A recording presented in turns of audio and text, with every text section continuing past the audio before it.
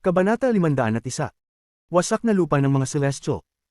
Inilipad ng All-Seer ang kanyang manggas at isang makulay na ulap na may 7 kulay ang lumitaw. Ang ulap ay pumulibot kay Wang Lin at dinala siya patungo sa pangunahing sekta. Nasa loob si Wang Lin ng ulap habang gumagalaw ito sa asol na kalangitan. Ang mga bundok at ilog sa ilalim ng kanyang mga paa ay dumaan ng mabilis.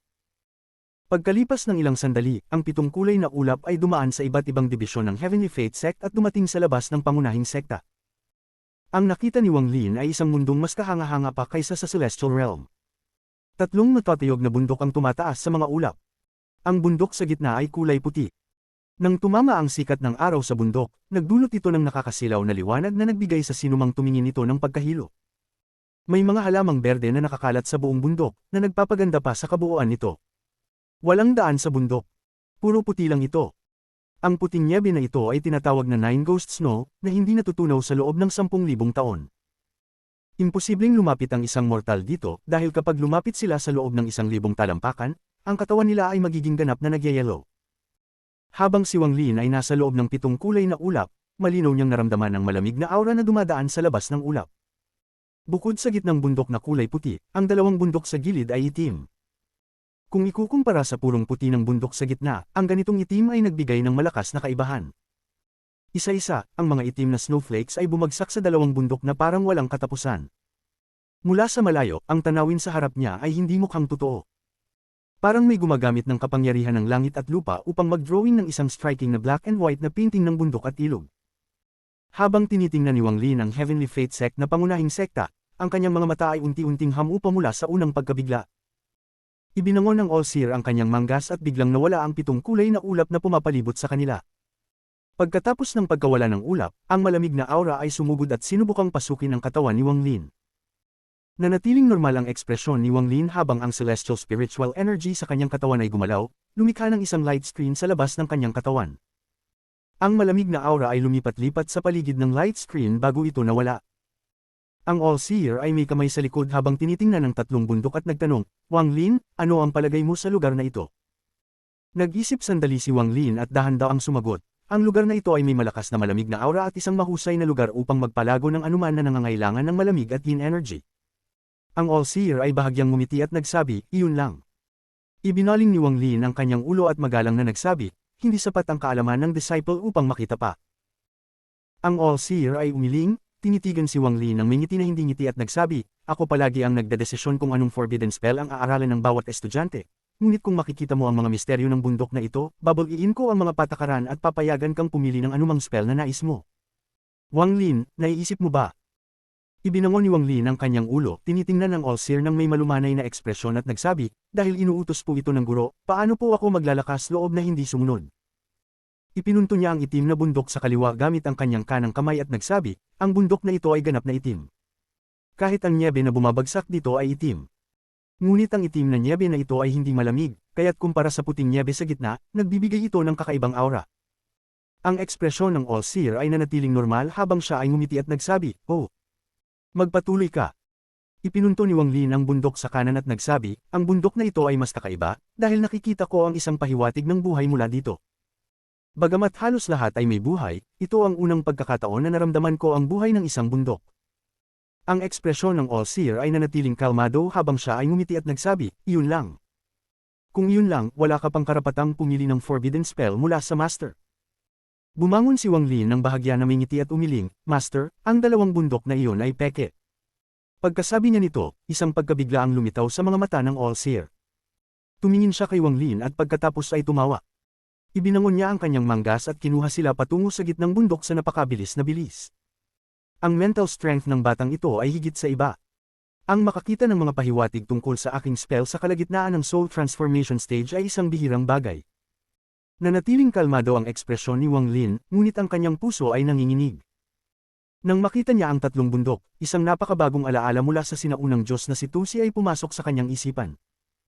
Iyon ang ika-9 na pagkakataon na pinong-pino ni Tusi ang isang yaman, at ito ang huling pagkakataon na ginawa niya ito. Ang yaman ay isang tridente. Naghanap si Tusi ng walang katapusang materyales bago niya tuluyang tapusin ito. Sobrang nasiyahan siya sa yaman, ngunit ito ay nagkaroon lamang ng pisikal na anyo. Wala itong kaluluwa.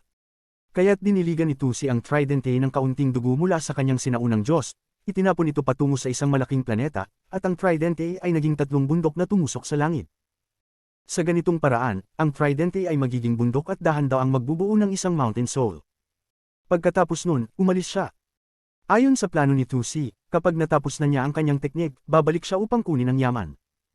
Sa oras na iyon, ang bundok ay dapat nabuo at magkakaroon siya ng isang pinakamataas na kalidad na yaman. Ang 3 bundok na ginawa ng tridente ay halos katulad ng 3 bundok na tinitingnan ni Wang Lin ngayon. Ngunit agad niyang itinapon ang ideya na ito ay ang tridente, dahil tulad ng sinabi niya kanina, 2 sa mga bundok ay peke. Gayunpaman, ang cultivation ng All-Seer ay makalangit. Kung nais niyang itago ito, magiging imposibleng makita ko ito sa aking kasalukuyang cultivation level. Nilinaw ni Wang Lin ang kanyang isipan nang dumating sila sa paanan ng bundok. Wang Lin, maghihintay si Master sa itaas. Hindi ka maaaring gumamit ng teleportation, at mas mabilis kang makarating doon, mas maganda ang gantimpala. Hindi magiging mahirap sa iyong cultivation na maglakad ng 100 hakbang, ngunit ang 100 hakbang sa tuktok ay nakasalalay sa iyong kapalaran. Ang 100 hakbang sa tuktok ay tinatawag ng Master na Shattered Land of the Celestials. Ang All-Seer ay tumingin pabalik, naglakad ng 1 hakbang at biglang nawala ng walang bakas bago si Wang Lin. Itinaas ni Wang Lin ang kanyang ulo upang tingnan ang puting tuktok ng bundok. Ang walang katapusang puting nyebe ay bumabagsak. Kung titingnan ng matagal, mararamdaman mo ang ilusyon na parang maraming matalim at puting espada ang bumabagsak. Matapos iling ang kanyang mata, hindi agad umakyat si Wang Lin sa bundok kundi naupo upang mag-ensayo. Pagkatapos ng isang insenso ng oras, binuksan niya ang kanyang mga mata. Ang mga mata niya ay ganap na kalmado.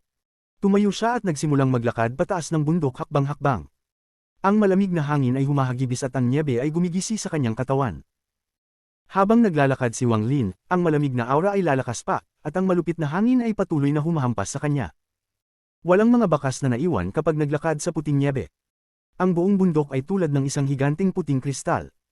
Kung ang isang mortal ay may yaman upang protektahan sila mula sa lamig, wala silang paraan upang magpatuloy dahil wala ng lugar upang maglakad. Ngunit para kay Wang Lin, hindi tumama ang kanyang mga paa sa bundok. Lumulutang siya ng 3 pulgada mula sa ibabaw ng bundok habang umaakyat. Hindi imposibleng gumamit ng teleportation dito, ngunit dahil sinabi ng All-Seer na ito ay isang pagsusulit, ang paggamit ng teleportation ay magpapakita na siya ay nabigo sa pagsusulit.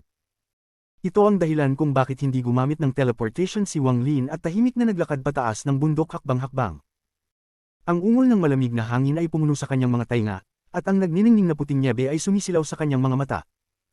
Sa labas ng kanyang katawan, ang malamig na aura ay patuloy na sumusubok na pumasok, at sa ilalim ng kanyang mga paa ay isang madulas na ibabaw na magdudulot sa kanya ng pagkadulas kapag tumama siya. Gayunpaman, ang ganitong uri ng pagsusulit ay hindi isang bagay na hindi kayang harapin ni Wang Lin. Sa Land of the Ancient God, marami na siyang dumaan sa ganitong uri ng lugar. Dahan-daang lumipas ang oras. Habang siya ay papalapit sa tuktok, ang malamig na aura ay naging mas malakas at ang liwanag sa paligid ng katawan ni Wang Lin ay naging mas maliwanag. Nang siya ay 100 hakbang mula sa tuktok, tumigil siya at hindi na umusad pa. Huminga siya ng malalim, at sa sandaling binitawan niya ito, isang serye ng mga tunog ng pag-crackle ang umabot. Ang hininga ay nagyelo sa mga piraso ng yelo na 3 pulgada mula sa kanyang bibig at nagbigay ng isang matalim na tunog ng pag-crackle. Kasabay nito, ang malamig na aura ay sumugod papasok sa kanyang bibig at ilong. Ang aura ay unti-unting nawala sa tulong ng celestial spiritual energy sa kanyang katawan. Itinaas ni Wang Lin ang kanyang ulo. 100 hakbang ang layo, sa tuktok ng bundok, ay isang tore na natatakpan ng nyebe. Ang tore ay nagbigay ng 7 kulay na liwanag at mukhang maganda. Shattered Land of the Celestials. Ang mga mata ni Wang Lin ay naging malamig. Pagkatapos mag-isip sandali, bumaba siya. Sa unang pagkakataon mula nang dumating siya, ang kanyang 2 paa ay tumama sa bundok. Sa sandaling ang kanyang 2 paa ay tumama sa bundok, naramdaman niyang walang anumang friksayon. Ang mga mata ni Wang Lin ay naging malamig habang siya ay huminga ng malalim at ang kanyang kanang paa ay naglakad ng isang normal na hakbang pasulong. Ngunit sa isang kalabog, ang kanang paa ni Wang Lin ay nabangga ng 1 pulgada sa lupa at nagbigay ng isang matibay na hakbang. Ngunit sa sandaling iyon, isang hindi maipaliwanag na malamig na aura ang sumugod mula sa lupa. Ang malamig na aura na ito ay ilang ulit pang mas malamig kaysa sa naranasan niya. Ang aura ay pumasok sa kanyang katawan sa pamamagitan ng kanyang paa at dumaan sa kanyang mga ugat patungo sa kanyang dibdib. Ngunit habang ang malamig na aura ay gumagalaw sa loob ng katawan ni Wang Lin, isang divine sense ang biglang dumaan mula sa kanyang origin soul. Nang ang divine sense na ito ay sumwip sa kanyang katawan, ang malamig na aura ay tila kalmado at gumalaw pabalik sa kanyang kanang paa upang bumalik sa bundok. Ang malamig na aura na ito ay hindi mas malamig kaysa sa aking puso. Kung hindi nito kayang i-freeze ang aking puso, paano nito i-freeze ang aking kaluluwa at katawan? Isang biro. Ang Wang Lin ay tumawa ng malamig habang siya ay nagpatuloy ng isang hakbang. Ang lamig sa kanyang mukha ay naging ang pinakamalamig na bagay sa bundok.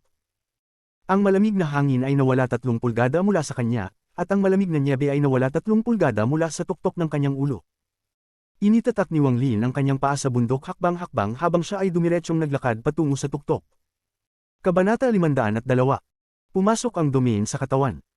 Ang kasalukuyan niyang estado ay hindi dahil sa malakas na pagpapalago ng kanyang pagkatao na kayang supilan ng lamig sa lugar na ito, kundi dahil sa lamig sa kanyang puso. Ang lamig sa kanyang puso ay hindi matitinag at nagbigay sa kanya ng hindi matitinag na kalooban. Ito ang estado ng kailanawan ng isipan. Ang puso ko ay malamig, kaya wala ni isang lamig sa mundo ang makakapigil sa akin kahit isang saglit. Ang mga mata ni Wang Lin ay malamig at ang aura na inilalabas niya ay malamig. Sa ngayon, hindi na siya nakaramdam ng pagiging tao kundi ang aura ng hindi natutunaw na primordial na yelo. Sa tuktok ng tore sa rurok ng bundok, ang All-Seer ay nakaupo doon, nakatingin kay Wang Lin habang unti-unting umakyat patungo sa rurok. Ang kanyang mga mata ay kumikislap ng maliwanag habang pinagmamasdan si Wang Lin at nawawala sa kanyang mga iniisip. Dati, akala ng All-Seer na si Wang Lin ay titigil lamang sa ikasampung hakbang sa Shattered Land of the Celestials. Ang 10 hakbang ay ang limitasyon ng isang cultivator sa mid-stage ng soul transformation. Kung magagawa ito ni Wang Lin, dadalhin siya ng All-Seer sa tore upang turuan ng isang ipinagbabawal na spell. Ngunit ngayon, si Wang Lin ay nakalakad na ng 21 hakbang, at ito na ang limitasyon ng isang soul transformation cultivator. Tanging ang celestial spiritual energy ng isang ascendant cultivator ang makakaya pang gawin ng ika-22 hakbang nang hindi nagyayelo ang kanilang origin soul. Kahit na ang mental na lakas ng All-Seer, hindi niya maiwasang makaramdam ng gulat sa kanyang puso. Purity of mind. Ang batang ito ay nililinaw ang kanyang isipan dito. Celestial cultivation, truth cultivation, at Tao cultivation. Mukhang nakatagpo siya ng ilang enlightenment. Ang kanyang puso ay malamig, kaya anuman ang lamig, hindi nito kayang impluwensyahan ang kanyang puso. Gamit ang estado na ito, nakaya niyang maglakad ng 21 hakbang. Wang Lin, ang guro mo ay minamaliit ka. Kung magtutuloy-tuloy ka sa pag-cultivate ng higit sa 10,000 taon, nagtatanong ako kung maaabot mo ang 3 realms ng Nirvana. Tumigil si Wang Lin pagkatapos ng ika-21 hakbang. Ang buong katawan niya ay naging sobrang lamig. Ang aking domain ay isang piraso ng pagkaunawa sa buhay at kamatayan sa ilalim ng reincarnation. Ang Tao ng reincarnation ay isa sa pinakamalupit na daos na umiiral. Sa likod ni Wang Lin, ang kalangitan ay nagbago ng kulay at ang snow na bumabagsak sa likod niya ay nagsimulang maghalo. Pagkatapos ay biglang lumitaw ang isang dambuhalang scroll sa likod niya. Ang mga ilog at bundok ay lumitaw sa scroll. Subalit, walang kulay, tanging itim at puti lamang. Huminga ng malalim si Wang Lin, itinaas ang kanyang paa, at kinuha ang ika-22 hakbang. Sa hakbang na ito, ang buong bundok ay yumanig at ang yelo sa ilalim niya ay pumutok. Ipinakita nito kung gaano kalakas ang hakbang na iyon. Ang mga mata ng All-Seer ay naglabas ng gintong liwanag habang nakatayo siya sa loob ng tore. Noong panahoy, si Sun Yun ay nakalakad ng 26 na hakbang gamit ang late-stage soul transformation cultivation. Wang Lin, ilang hakbang ang kaya mong gawin? Biglang itinaas ni Wang Lin ang kanyang ulo at tumingin sa tore sa tuktok ng bundok. Pagkatapos magmuni, itinaas niya ang paa at kumuha pa ng isang hakbang. Ngunit hindi lamang siya kumuha ng isang hakbang, kundi 5 hakbang. 1, 2, 3, 4, 5. Sa unang hakbang, itinaas ni Wang Lin ang kanyang ulo at ang kanyang mga mata ay naging malamig. Sa ikalawang hakbang, ang buong katawan niya ay naging kasing lamig ng yelo. Sa ikatlong hakbang, ang Life and Death Scroll sa likod niya ay biglang lumitaw at umusad papunta sa ibabaw ng kanyang ulo. Sa ika-4 na hakbang, napuno si Wang Lin ng lakas at ang lamig sa kanyang puso ay kumalat sa buong katawan niya. Ang lamig na ito ay nagsanib sa kanyang domain upang makabuo ng isang misteryosong lakas, at gamit ito, tinahak niya ang ika-5 hakbang. Matapos ang 5 hakbang na ito, ang mga mata ni Wang Lin ay kumikislap ng parang kidlat habang tinitingnan ng tore sa tuktok ng bundok. Naglakad siya ng 5 hakbang ng magkakasunod, at bawat hakbang ay nagdulot ng malalakas na tunog mula sa bundok.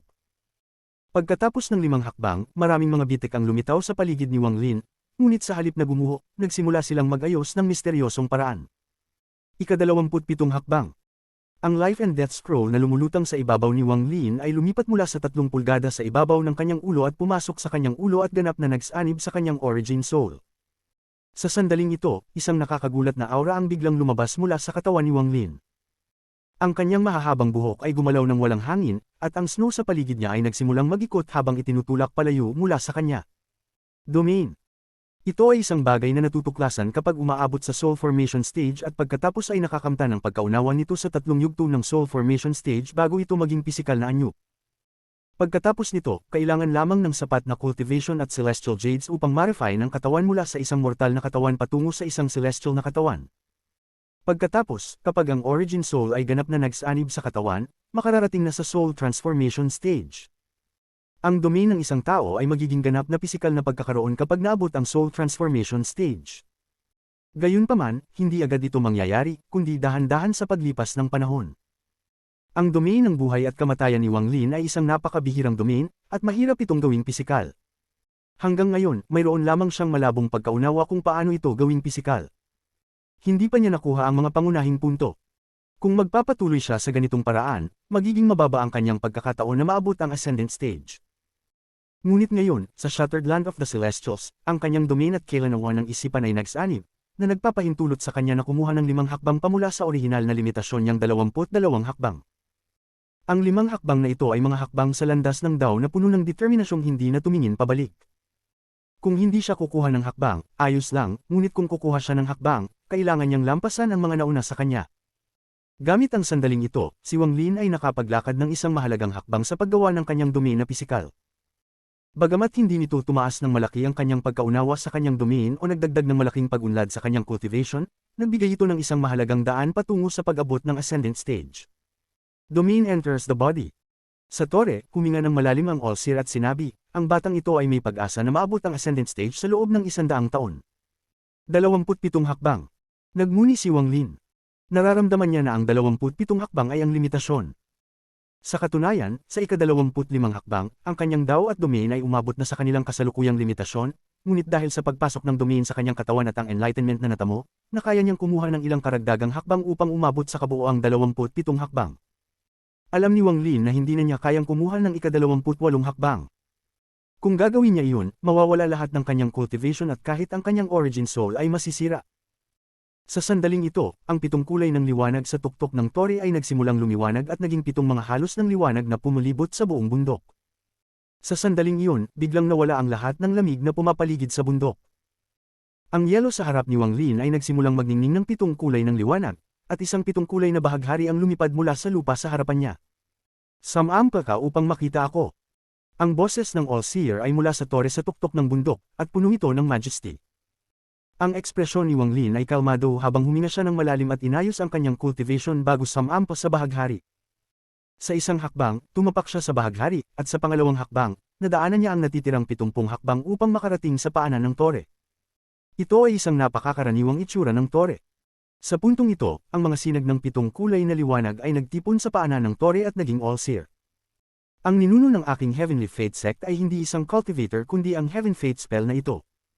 Ang tanging hinahanap ko ay ang tadhana ng langit.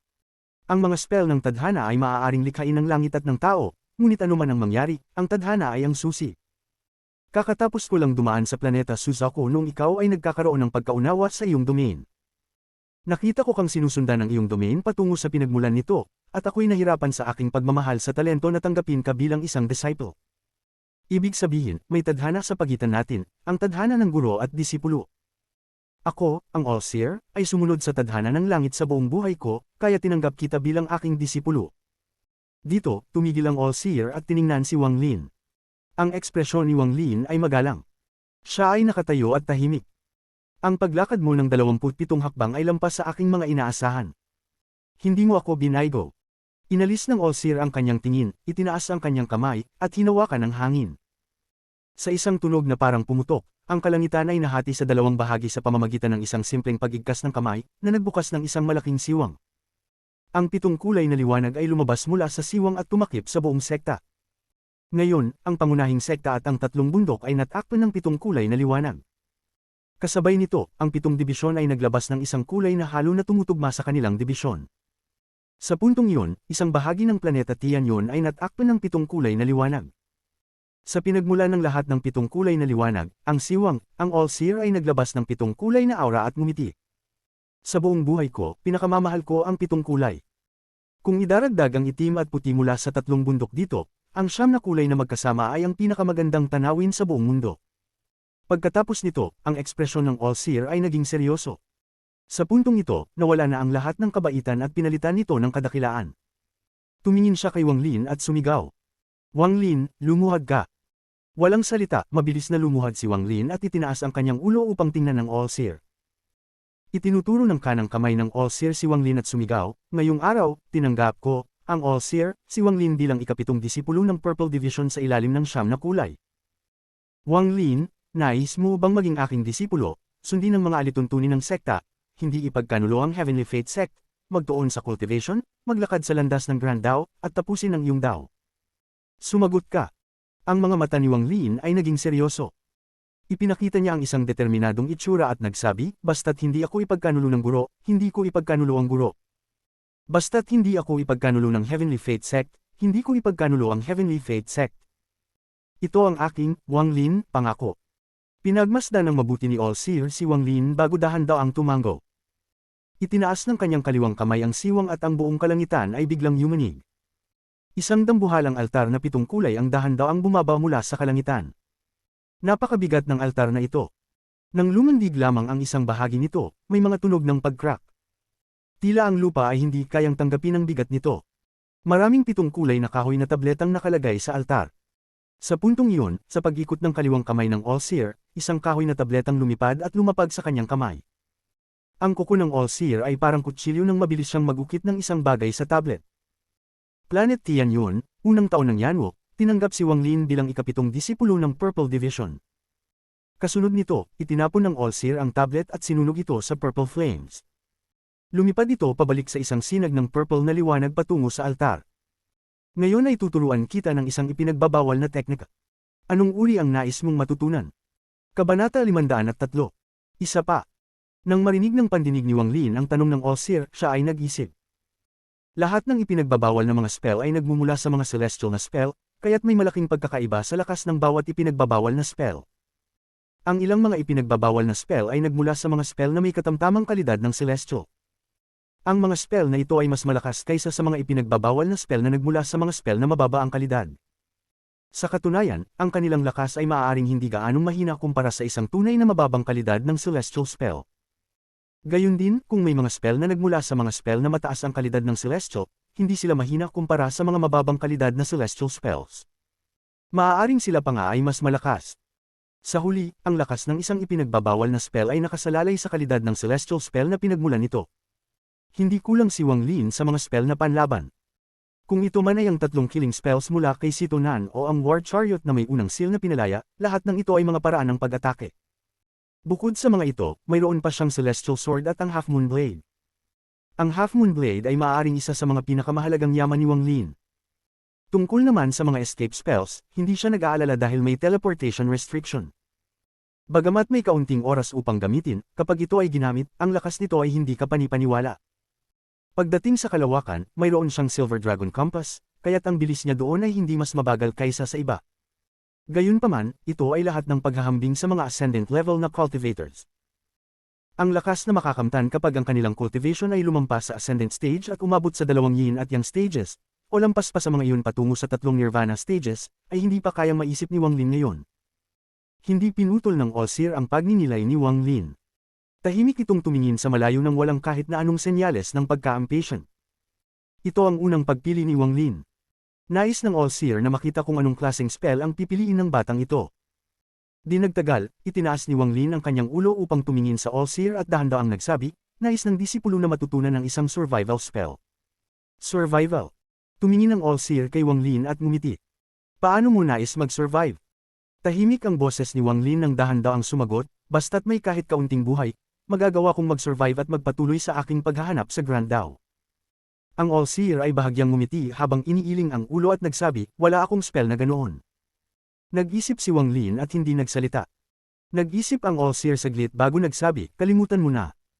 Ang magpili sa iyo ay upang ipaubaya ang iyong kapalaran sa iyong sarili, ngunit ang pagtatanong sa iyo ay pagkakamali ng iyong guro. Ang iyong kapalaran ay hindi matutukoy sa isang tanong, nakasalalay ito sa iyong sariling kapalaran. Ngayon, bubuksan ng guro ang pintuan sa 3,600 ipinagbabawal na spell.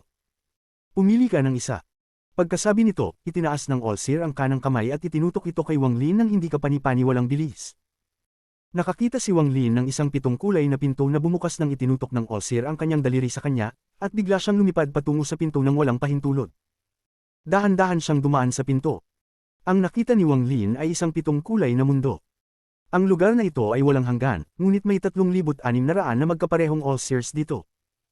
Sila ay nakaupo sa lotus position, nag-cultivate o nakikipaglaban. Ang 3,600 All-Seers ay nakakalat sa buong mundo at nag-cultivate ng kanilang sariling mga spell. Bawat spell ay iba. Tahimik na tumayo si Wang Lin at pinanood ang lahat ng iba't ibang All-Seers. Sa unang sulyap, nakita ni Wang Lin ang isang All-Seer na nakatayo sa malayo. Ang mga kamay ng All-Seer ay gumagawa ng mga seal at gumagalaw sa isang hindi mahuhulaan na paraan. Ang mga sinag ng Metal Celestial Spiritual Energy ay lumabas mula sa kanyang mga kamay. Ang Metal Celestial Energy ay bumuo ng isang malaking vortex. Isang ikot, 2 ikot, at mabilis nitong naabot ang 9 na ikot. Sa puntong ito, isang lakas na nakapagpapahina sa puso ni Wang Lin ang dahan-daang lumabas mula sa vortex. Ang lakas na ito ay napakalakas. 9 Cycle Celestial Refining Tactic, tumingin si Wang Lin dito ng saglit bago tumingin sa susunod. Nakakita siya ng isa pang All-Seer na nakaupo sa lotus position na 300 talampakan ang layo. Hindi nakapikit ang mga mata nito. Naglalabas ito ng maliwanag na liwanag. Mga hibla ng itim na usok ang lumulutang mula sa kanyang katawan at nagtitipon sa itaas ng kanyang ulo. Patuloy na nagtitipon ng mga itim na usok sa itaas ng kanyang ulo hanggang sa mabuo ang isang itim na ulap. Ang itim na ulap ay biglang nagsimulang mag-ikot ng mabilis at pagkatapos ay agad na bumaba mula sa itaas at pinalibutan ang All-Seer. May mga tunog ng paghis mula sa itim na ulap bago ito biglang gumalaw at nawala sa distansya sa isang kisap mata. Ipinagbabawal na spell, Immortal Demon Body. Kumislap ang mga mata ni Wang Lin. Dahan-daang lumipas ang oras. Hindi nagmamadali si Wang Lin habang tinitingnan ng lahat ng 3,600 ipinagbabawal na spell isa-isa. Sa malayo, may isang All-Seer na nakasuot ng puting robe, ang mga mata nito ay naglalabas ng isang misteryosong liwanag. Itinaas nito ang kanang kamay at naglabas ng isang 7 kulay na glow. Kumislap ang mga mata nito ng purple, at pagkatapos ay ang purple mula sa liwanag sa kanyang kamay ay lumabas at nawala sa kalawakan. Isang shockwave ang sumambulat sa kanyang puso habang tahimik na pinapanood ni Wang Lin ang eksenang ito sa harap niya. Hindi niya alam kung gaano na siya katagal dito, at mula sa 3,600 spells, nakakita siya ng karamihan sa mga ito. Ngunit sa lahat ng mga ito, tanging ito lang ang nagpamangha sa kanya ng ganito. Napakalakas ng spell na ito. Ngunit hindi iyon ang pinakamahalagang punto. Ang pinakamahalagang punto ay ang spell na ito ay nakabase sa 7 kulay na liwanag.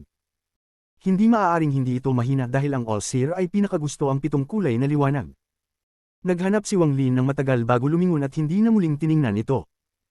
Sa isang hindi kapansin-pansing bahagi ng 7 kulay na mundo, may isang malawak na bakanting lugar kung saan nakaupo lamang ang isang gray robe na All-Seer. Walang anumang senyales ng mga pagyanig ng Celestial Spiritual Energy. Nakaupo lamang siya roon na nag-cultivate at nakapikit ang mga mata. Isang tingin lang ang ibinigay ni Wang Lin habang dumadaan siya at tumalon sa lugar na ito. Ngunit, pagtalon niya, bigla siyang huminto, lumingon, at maingat na sinuri ang All-Seer na nag-cultivate. Gray. Ang All-Seer ay mahilig sa 7 kulay, at ang 9 na kulay ay ang rurok, kaya't saan nanggaling ang gray? Ang mga mata ni Wang Lin ay nagpakita ng isang misteryosong liwanag. Habang pinagmamasdan niya ito, lalong kumikislap ang mga mata niya. Bagamat ang All-Seer na ito ay eksaktong katulad ng lahat ng iba, si Wang Lin ay agad na nakilala na ang All-Seer na ito ay mukhang medyo mas bata. Isang mas batang All-Seer. Ang mga mata ni Wang Lin ay kumislap. Umupo siya sa lotus na posisyon at pinagmamasdan ng All-Seer na nakasuot ng gray na robe. Dumaan ang ilang araw habang siya ay nakaupo roon. Sa mga araw na iyon, hindi gumalaw ang All-Seer na nakasuot ng gray na robe. Parang tumigil ang oras. Dahan-daang lumipas ang panahon. Patuloy na nakaupo si Wang Lin ng tahimik, ngunit hindi pa rin niya nakita ang All-Seer na gumalaw kahit 1 pulgada. Strange. Nagpakita ng pagpapaisip si Wang Lin habang iniangat ang kanang kamay at mabilis na kumilos, na nagbigay ng mga after-image. Agad na lumitaw ang isang ilusyonaryong restriction sa kanyang kamay at naging isang itim na selyo. Hinampis niya ang selyo at mabilis itong lumipad patungo sa gray robe na All-Seer na patuloy na nakaupo ng tahimik. Ito ang unang beses niyang umatake mula nang dumating siya rito. Ang restriction ay dumaan sa hangin at dumaan ng diretsyo sa gray robe na All-Seer. Hindi gumalaw ang All-Seer at nawala kasama ng restriction. Nagulat si Wang Lin. Kumalat siya ng kanyang divine sense upang maingat na inspeksyonin ang paligid ngunit hindi niya natagpuan ang anumang bakas ng Grey Robe na All-Seer. Kakaiba. Nakakulot ang noo ni Wang Lin. Nag-isip siya saglit bago ikalat ang kanyang divine sense at mabilis na nagsimula maghanap sa 7 kulay na mundong ito. Lumipas ang hindi alam na oras. Isang araw, habang lumilipad si Wang Lin, bigla siyang nagbago ang ekspresyon at tumingin siya sa kaliwa ng walang pag-aalinlangan. Hindi nagtagal, huminto si Wang Lin at nakita ang isang All-Seer na nakaupo sa lotus na posisyon na nasa 1,000 talampakan mula sa kanya. Naka-gray robe siya. Ito ang kakaibang All-Seer na may gray na robe na hinahanap ni Wang Lin sa nakaraang mga araw. Mabilis na lumipad si Wang Lin at huminto 100 talampakan mula sa kanya. Nag-isip siya saglit bago hinampas ang kanyang bag ng holding. Lumitaw ang celestial sword sa kanyang kamay. Ang mga mata ni Wang Lin ay kumislap, at walang salitang inuboy niya ang espada. Isang sinag ng enerhiya ng espada ang sumabog, at ang Half Moon Blade ay sumunod dito. Ang bilis ng Half Moon Blade ay hindi kapani-paniwala. Sa isang kisap mata, tumagos ang Half Moon Blade sa dibdib ng Grey Robe na All-Seer.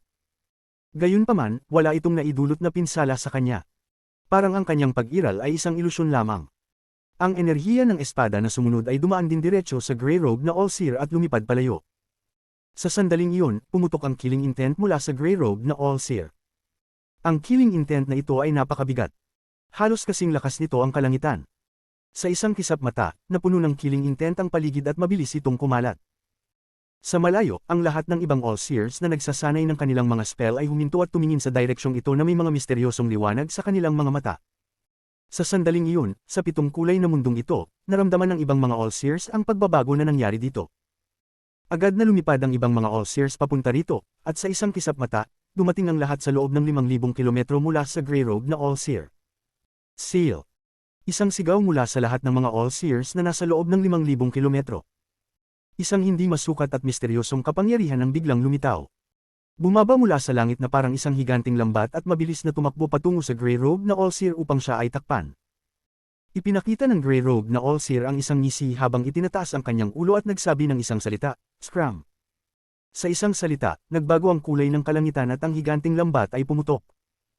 Isang hindi maipaliwanag na killing intent ang mabilis na kumalat sa 5,000 kilometro. Lahat ng mga All-Seers na nasa loob ng 5,000 kilometro ay napilitang umatras. Hindi nagtagal, umatras sila ng tens of thousands of kilometers. Sa sandaling iyon, ilang All-Seers lamang ang natira sa loob ng 5,000 kilometro ng Grey Robe na All-Seer. Ang mga All-Seers na ito ay mga may malalakas na forbidden spells. Sa ilalim ng pag-atake ng killing intent na ito, agad na pinawisan ng malamig na pawis si Wang Lin. Ang killing intent na ito ay marami pang beses na mas malakas kaysa sa killing intent ng kanyang orihinal na katawan. Parang ikinumpara ang kumikislap na buwan sa isang alitaptap. Hindi talaga ito magkakatulad. Dati, iniisip ni Wang Lin na ang killing intent ng kanyang orihinal na katawan ang pinakamalakas, ngunit ngayon, ang Grey Robe na All-Seer na ito ang may pinakamalakas na killing intent na nakita niya. Gayunpaman, hindi iyon ang pinakanagpamanga kay Wang Lin.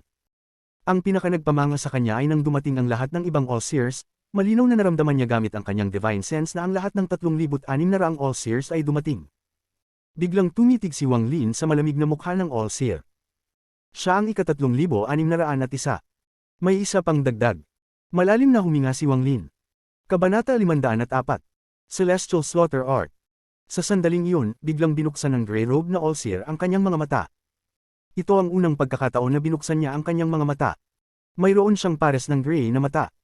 Tinutok niya ang tingin kay Wang Lin ngunit hindi nagsalita. Ngunit nang tumama ang tingin na ito sa kanya, naramdaman ni Wang Lin na gumalaw ang kanyang orihinal na kaluluwa at ang kanyang mga tainga ay napuno ng malalakas na kulog. Huwag mong istorbohin ako. Ang orihinal na kaluluwa ni Wang Lin ay nanginginig ng malakas, at nawalan siya ng malay sa paligid. Nang maibalik niya ang kanyang kamalayan, ang Grey Robe na All-Seer ay nawala ng walang bakas. Strange. Kumunat ang noo ni Wang Lin at tahimik na nag-isip saglit. Pagkatapos ay ipinalawak niya ang kanyang divine sense at nagsimula muling maghanap.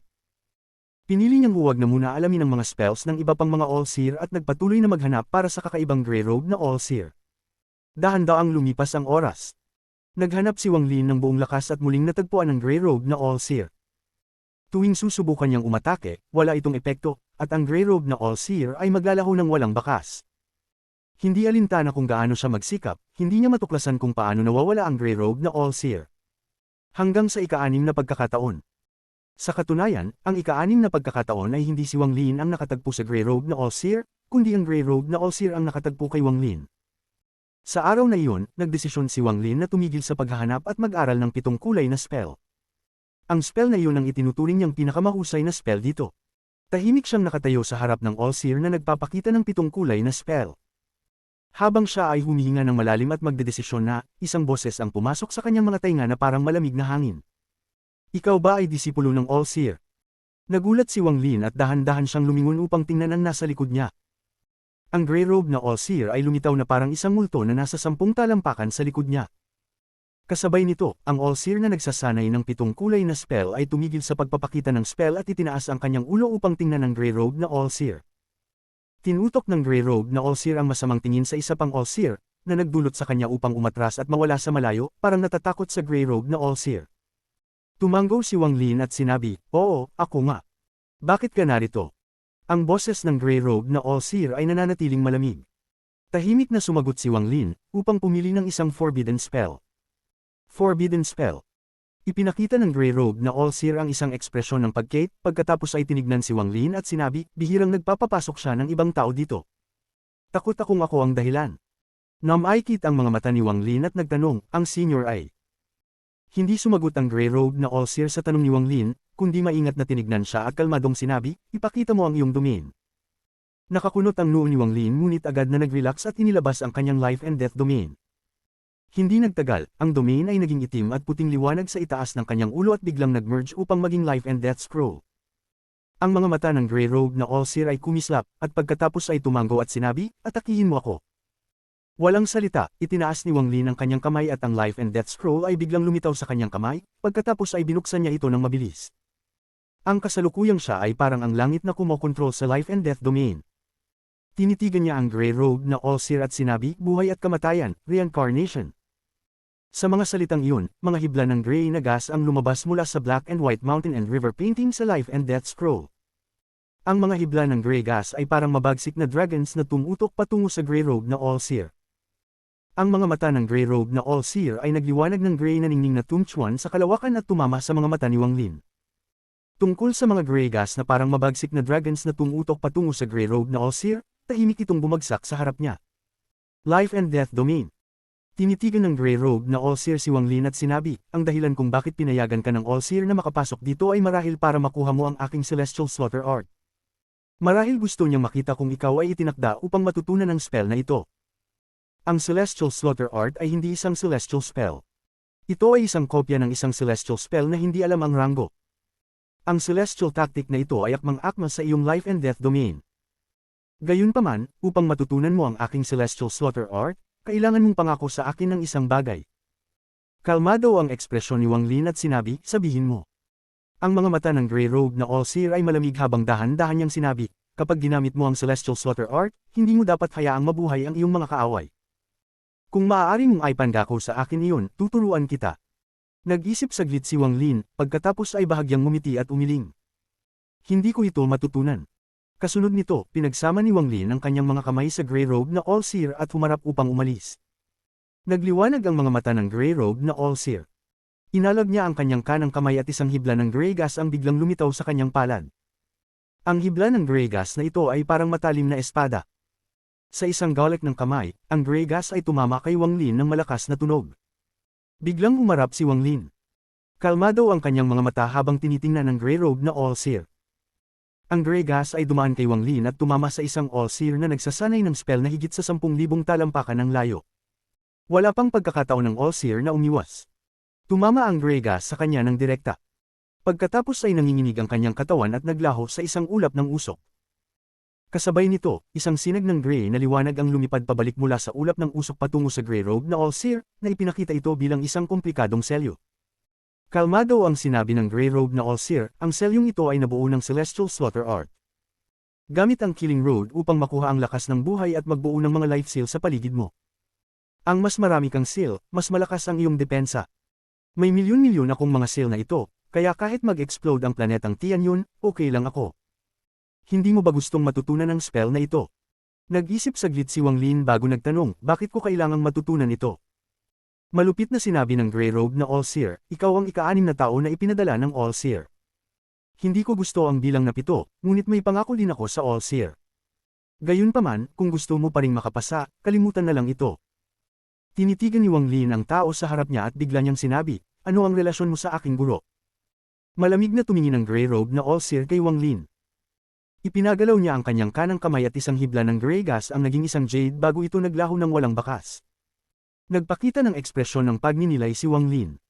Sandali lamang, hinawakan niya ang jade na ginawa ng gray gas. Sa sandaling hawakan niya ang jade, biglang nagbago ang 7 kulay na mundo sa paligid niya. Para bang ang mundo ay umiikot at ang kanyang paningin ay naging malabo. Nang maibalik ang kanyang paningin, narito na siya sa tuktok ng tore. Sa kanyang harapan, ipinakita ng all-seer ang isang misteryosong liwanag sa kanyang mga mata. Tinutok ang kanyang tingin sa jade sa kamay ni Wang Lin at pinisil ang kanyang balbas. Celestial Slaughter Art, maganda.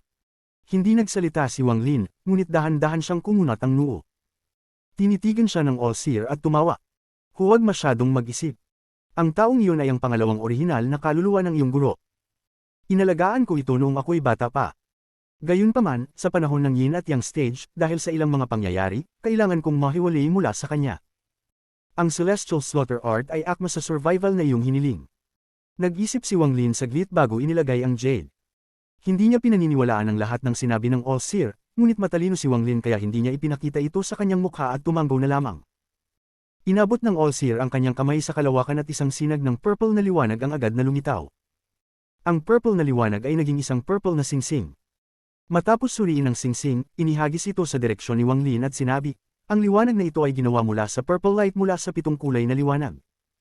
Ito ang magiging iyong buhay na yaman. Ang yaman na ito ay makakablock ng buong lakas ng isang late-stage ascendant cultivator ng 2 beses. Ngunit, tandaan mo, kung labagin mo ang mga patakaran ng sekta, aalisin ko ang isang atake mula rito. Kung labagin mo ang mga patakaran ng 2 beses, mawawala ang epekto ng yaman na ito.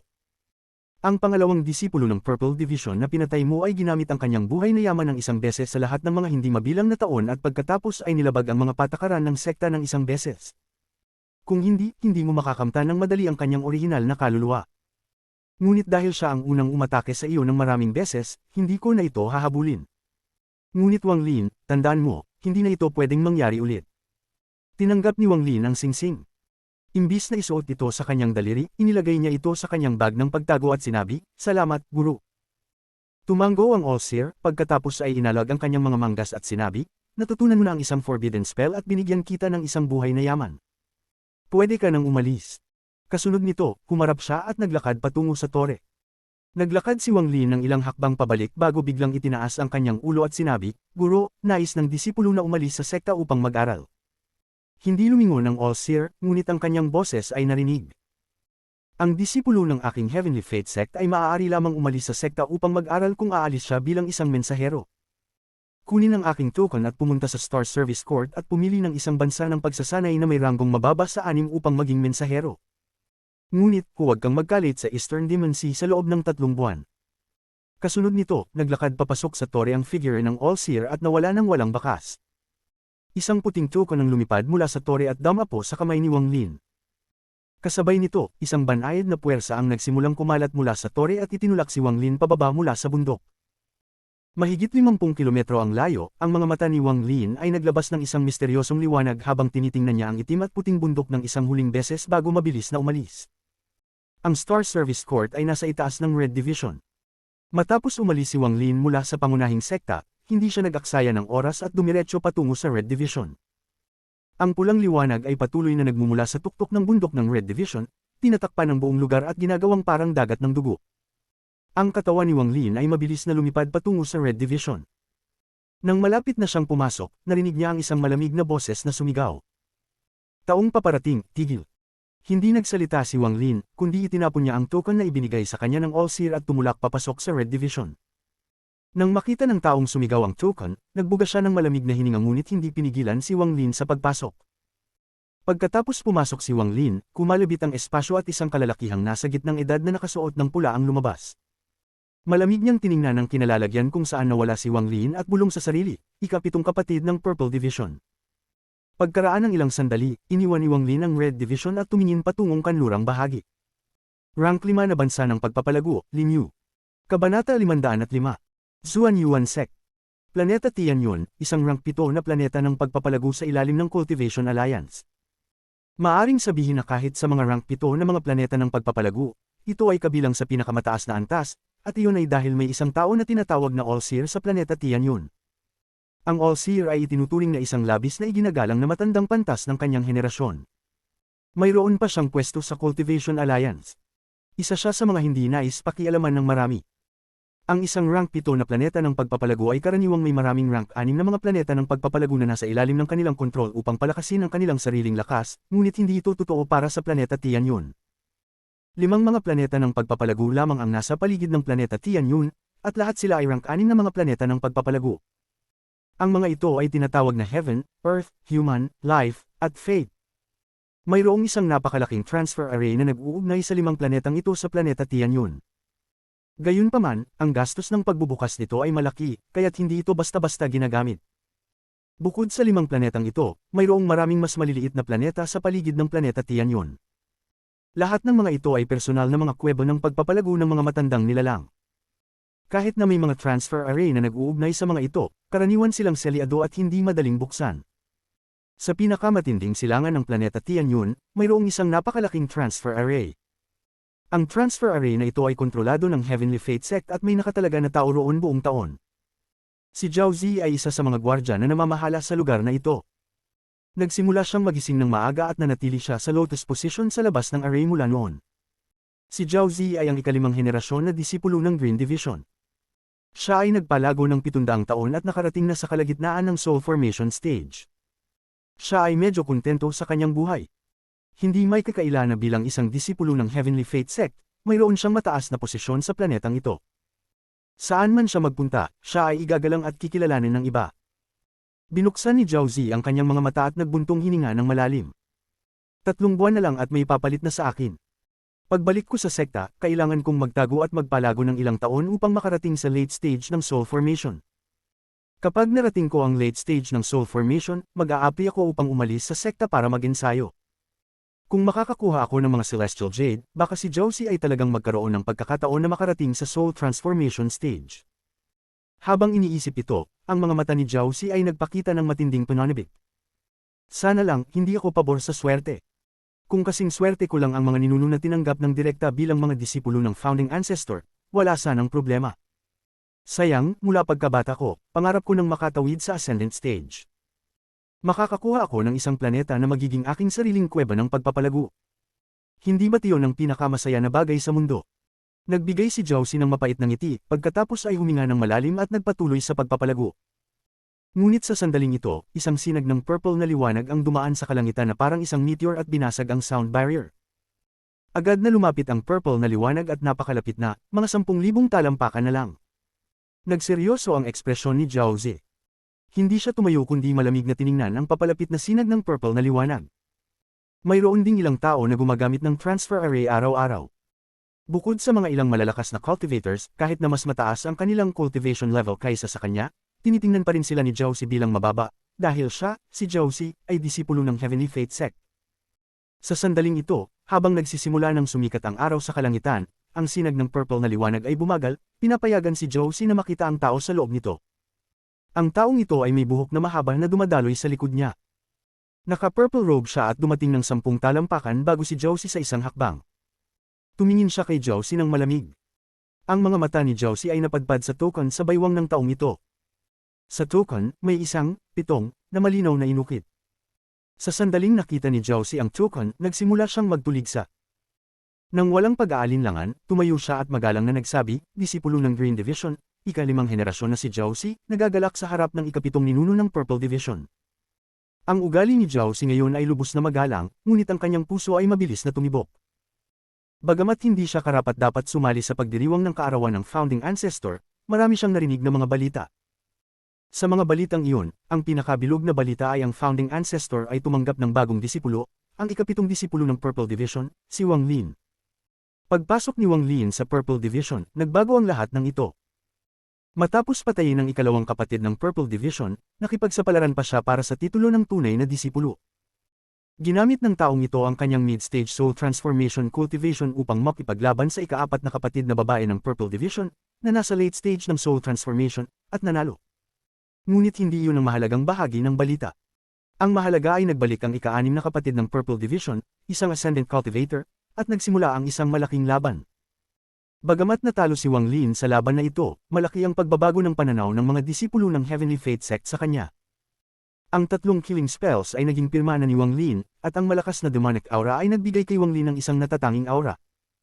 Ang mga iba't ibang balita ay dumaan sa maraming tao hanggang sa makarating sa mga tainga ni Zhao Si. Ayon sa kanya, si Wang Lin ay isang demonic cultivator na hindi lamang may masamang ugali kundi agad na papatayin ang sinuman na mag-iistorbo sa kanya. Buksan ang formation sa Earth Planet. Malamig na sinabi ni Wang Lin. Pumasok siya sa transfer array nang hindi lumingon kay Zhao Si. Habang siya ay nasa ere, naobserbahan na niya ang kanyang transfer array. Ang array na ito ay sumasakop sa isang halos 5 kilometro ang lawak at may napakaraming komplikadong simbolo na nakaukit sa lupa. Ang mga alon ng malakas na aura ay nagmula sa array at kumalat. Mula sa malayo, mukhang may makapal na fog na pumapalibot dito, na nagtatago ng mga detalye. Ang transfer array na sumasakop sa 5 kilometro ng lawak ay hindi na mukhang ordinaryong transfer array, ito na parang isang primal beast. Ang komplikasyon ng array na ito ay higit pa sa anumang transfer array na nakita na ni Wang Lin. Kumuha si Zhao Si ng malalim na hininga at agad na sumagot. Pumunta siya sa gilid ng transfer array, bumuo ng isang seal, at nagpadala ng isang sinag ng berdeng liwanag patungo dito. Sa sandaling pumasok ang berdeng liwanag sa transfer array, nagsimulang rumonda ang transfer array. Sa huli, parang ang langit ay nanginginig. Ang misteryosong lakas sa loob ng mga komplikadong ravines ay nagsimulang kumalat at maglabas ng isang ghostly na liwanag. Sa sandaling iyon, kung titingnan mula sa itaas, makikita ang mga seksyon ng ravines na unti-unting nagliliwanag upang bumuo ng isang napakalaking simbolo.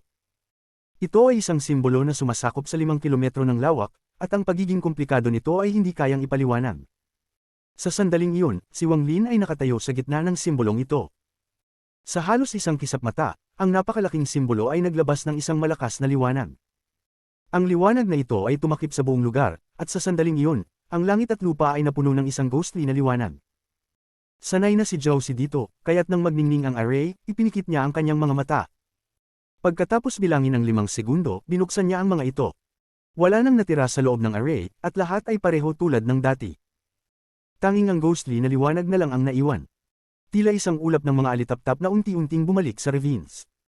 Tumingin si Zhao Si sa walang laman na transfer array na may halong inggit sa kanyang mata, pagkatapos ay nagbuntong hininga siya at bumulong sa kanyang sarili, nais ko sanang malaman kung anong pakay ng ika-7 ninuno ng Purple Division sa Earth Planet.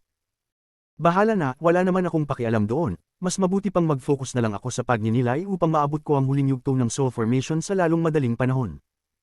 Nilinga ni Zhao Si ang kanyang ulo at naupo ulit upang magpatuloy sa kanyang pagsasanay. Ang Earth Planet ay isa sa 5 planetang umiikot sa planetang Tianyun. Mula sa malayo, kulay earth yellow ito at may mga di mabilang na mga aura na gumagalaw sa ibabaw nito. Ang laki ng planetang ito ay halos kasing laki ng planetang Suzaku. Ang Zuan Yuan Sect lamang ang may rank 6 na bansa sa planeta na ito. Ang buong Zuan Yuan Sect ay isang bansa, at mayroon itong di mabilang na mga nag-aalaga ng espiritu. Ang kanilang ninuno ay si Zuan Ming. Ang kanyang cultivation ay lampas na sa ascendant stage. Bihira lang ang dagat sa planetang ito, kaya't karamihan nito ay lupa. Mga milyong milya sa kanlurang bahagi ng Zuan Yuan ay matatagpuan ang rank 5 na bansa ng Lingyu. Sa araw na iyon, ang paligid ng transfer array sa tabi ng Zuan Yuan Sect ay nilinis na. Walang ibang tao maliban sa mga disipulo ng sekta sa loob ng ilang dosenang metro mula sa array.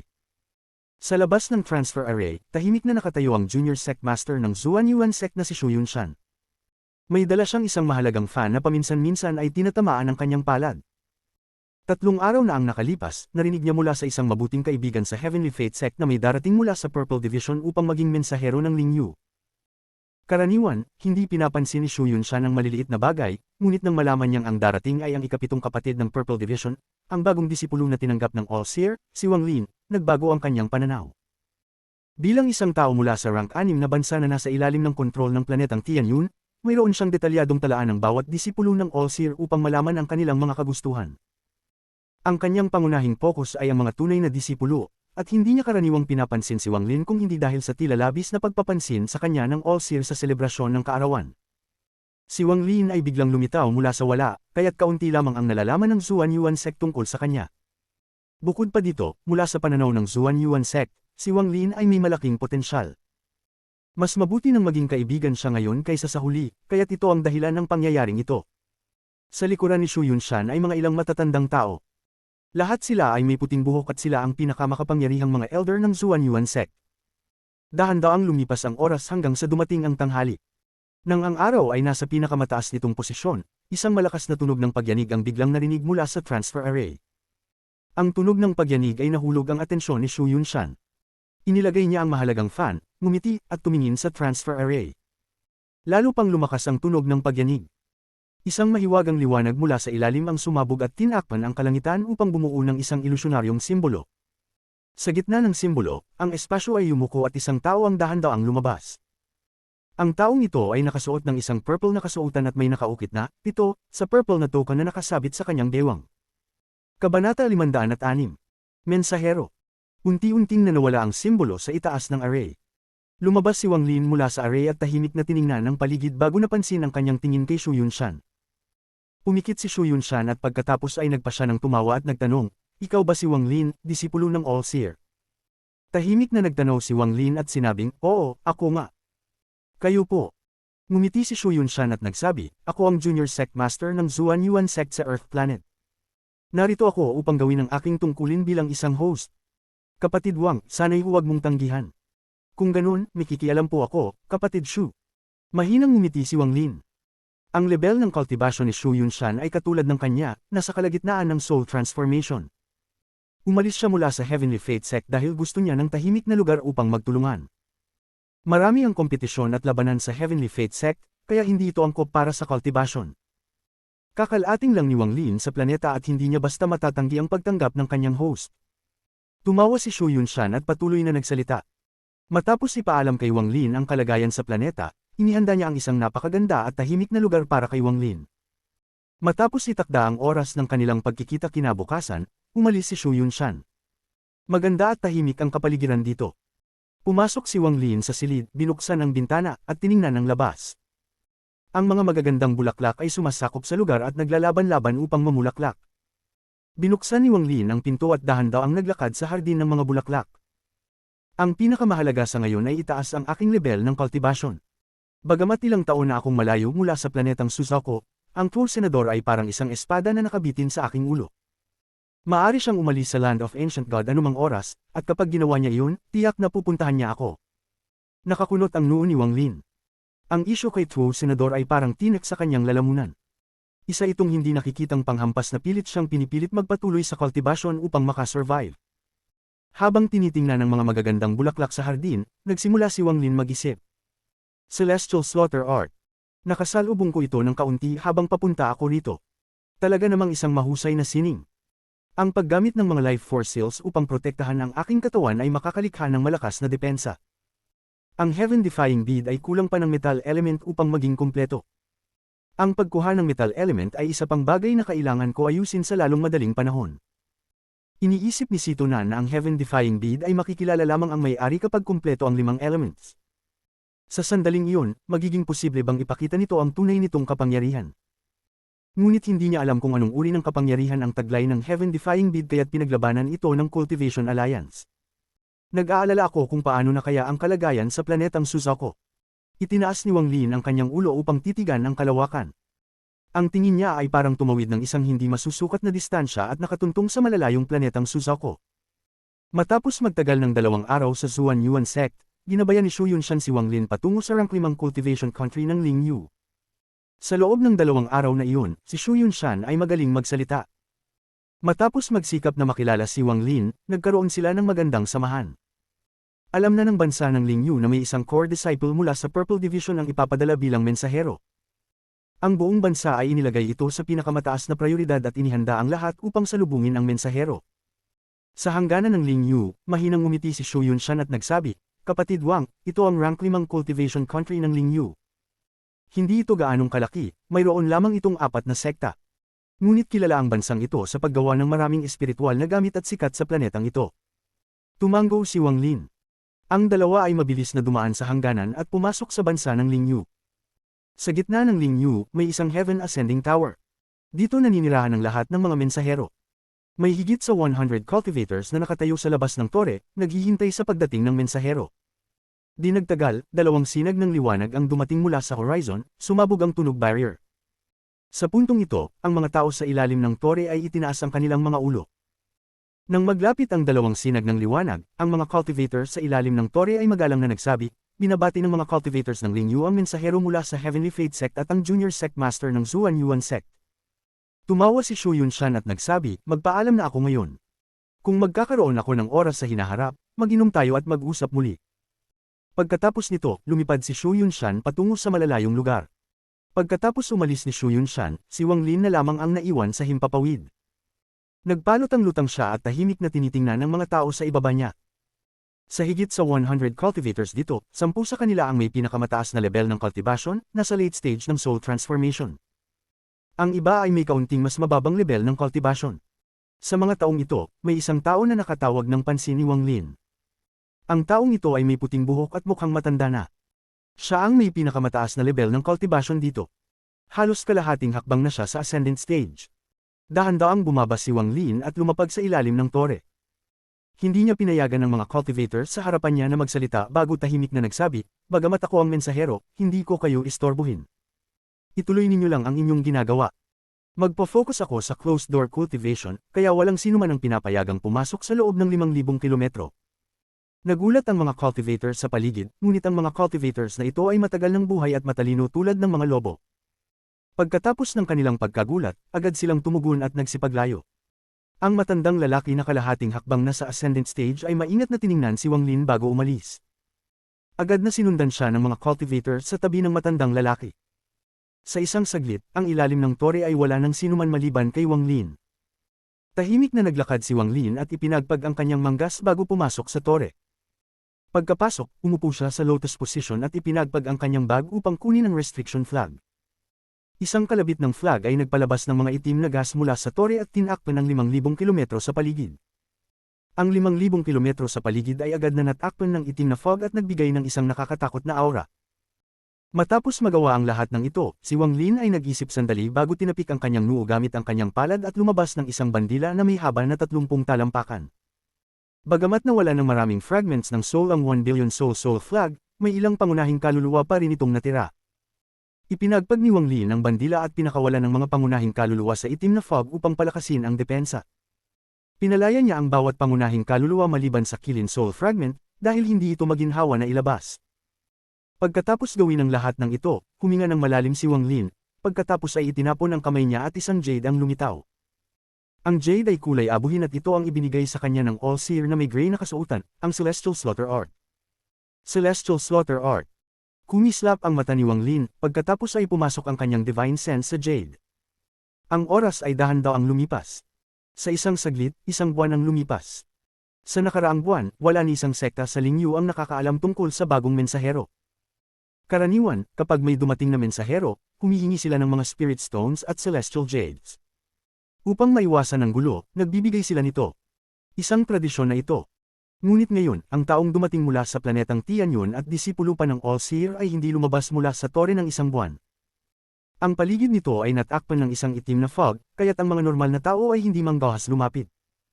May ilang soul transformation cultivators na nag-isip pumasok upang makita kung anong nangyayari, ngunit pagkatapos maglakbay ng 1,000 talampakan papasok sa fog, agad silang umatras na may pangit na ekspresyon. Ang bagong mensahero ay unti-unting naging misteryoso sa mata ng mga cultivators ng Lingyu. Sa oras na iyon, nasa tore pa rin si Wang Lin, nakaupo sa lotus position.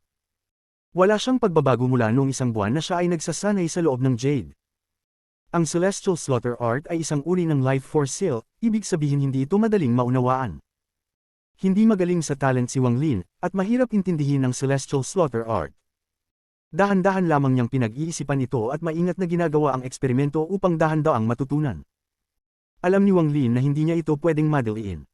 Patuloy ang paglipas ng oras at isang kalahating buwan ang lumipas.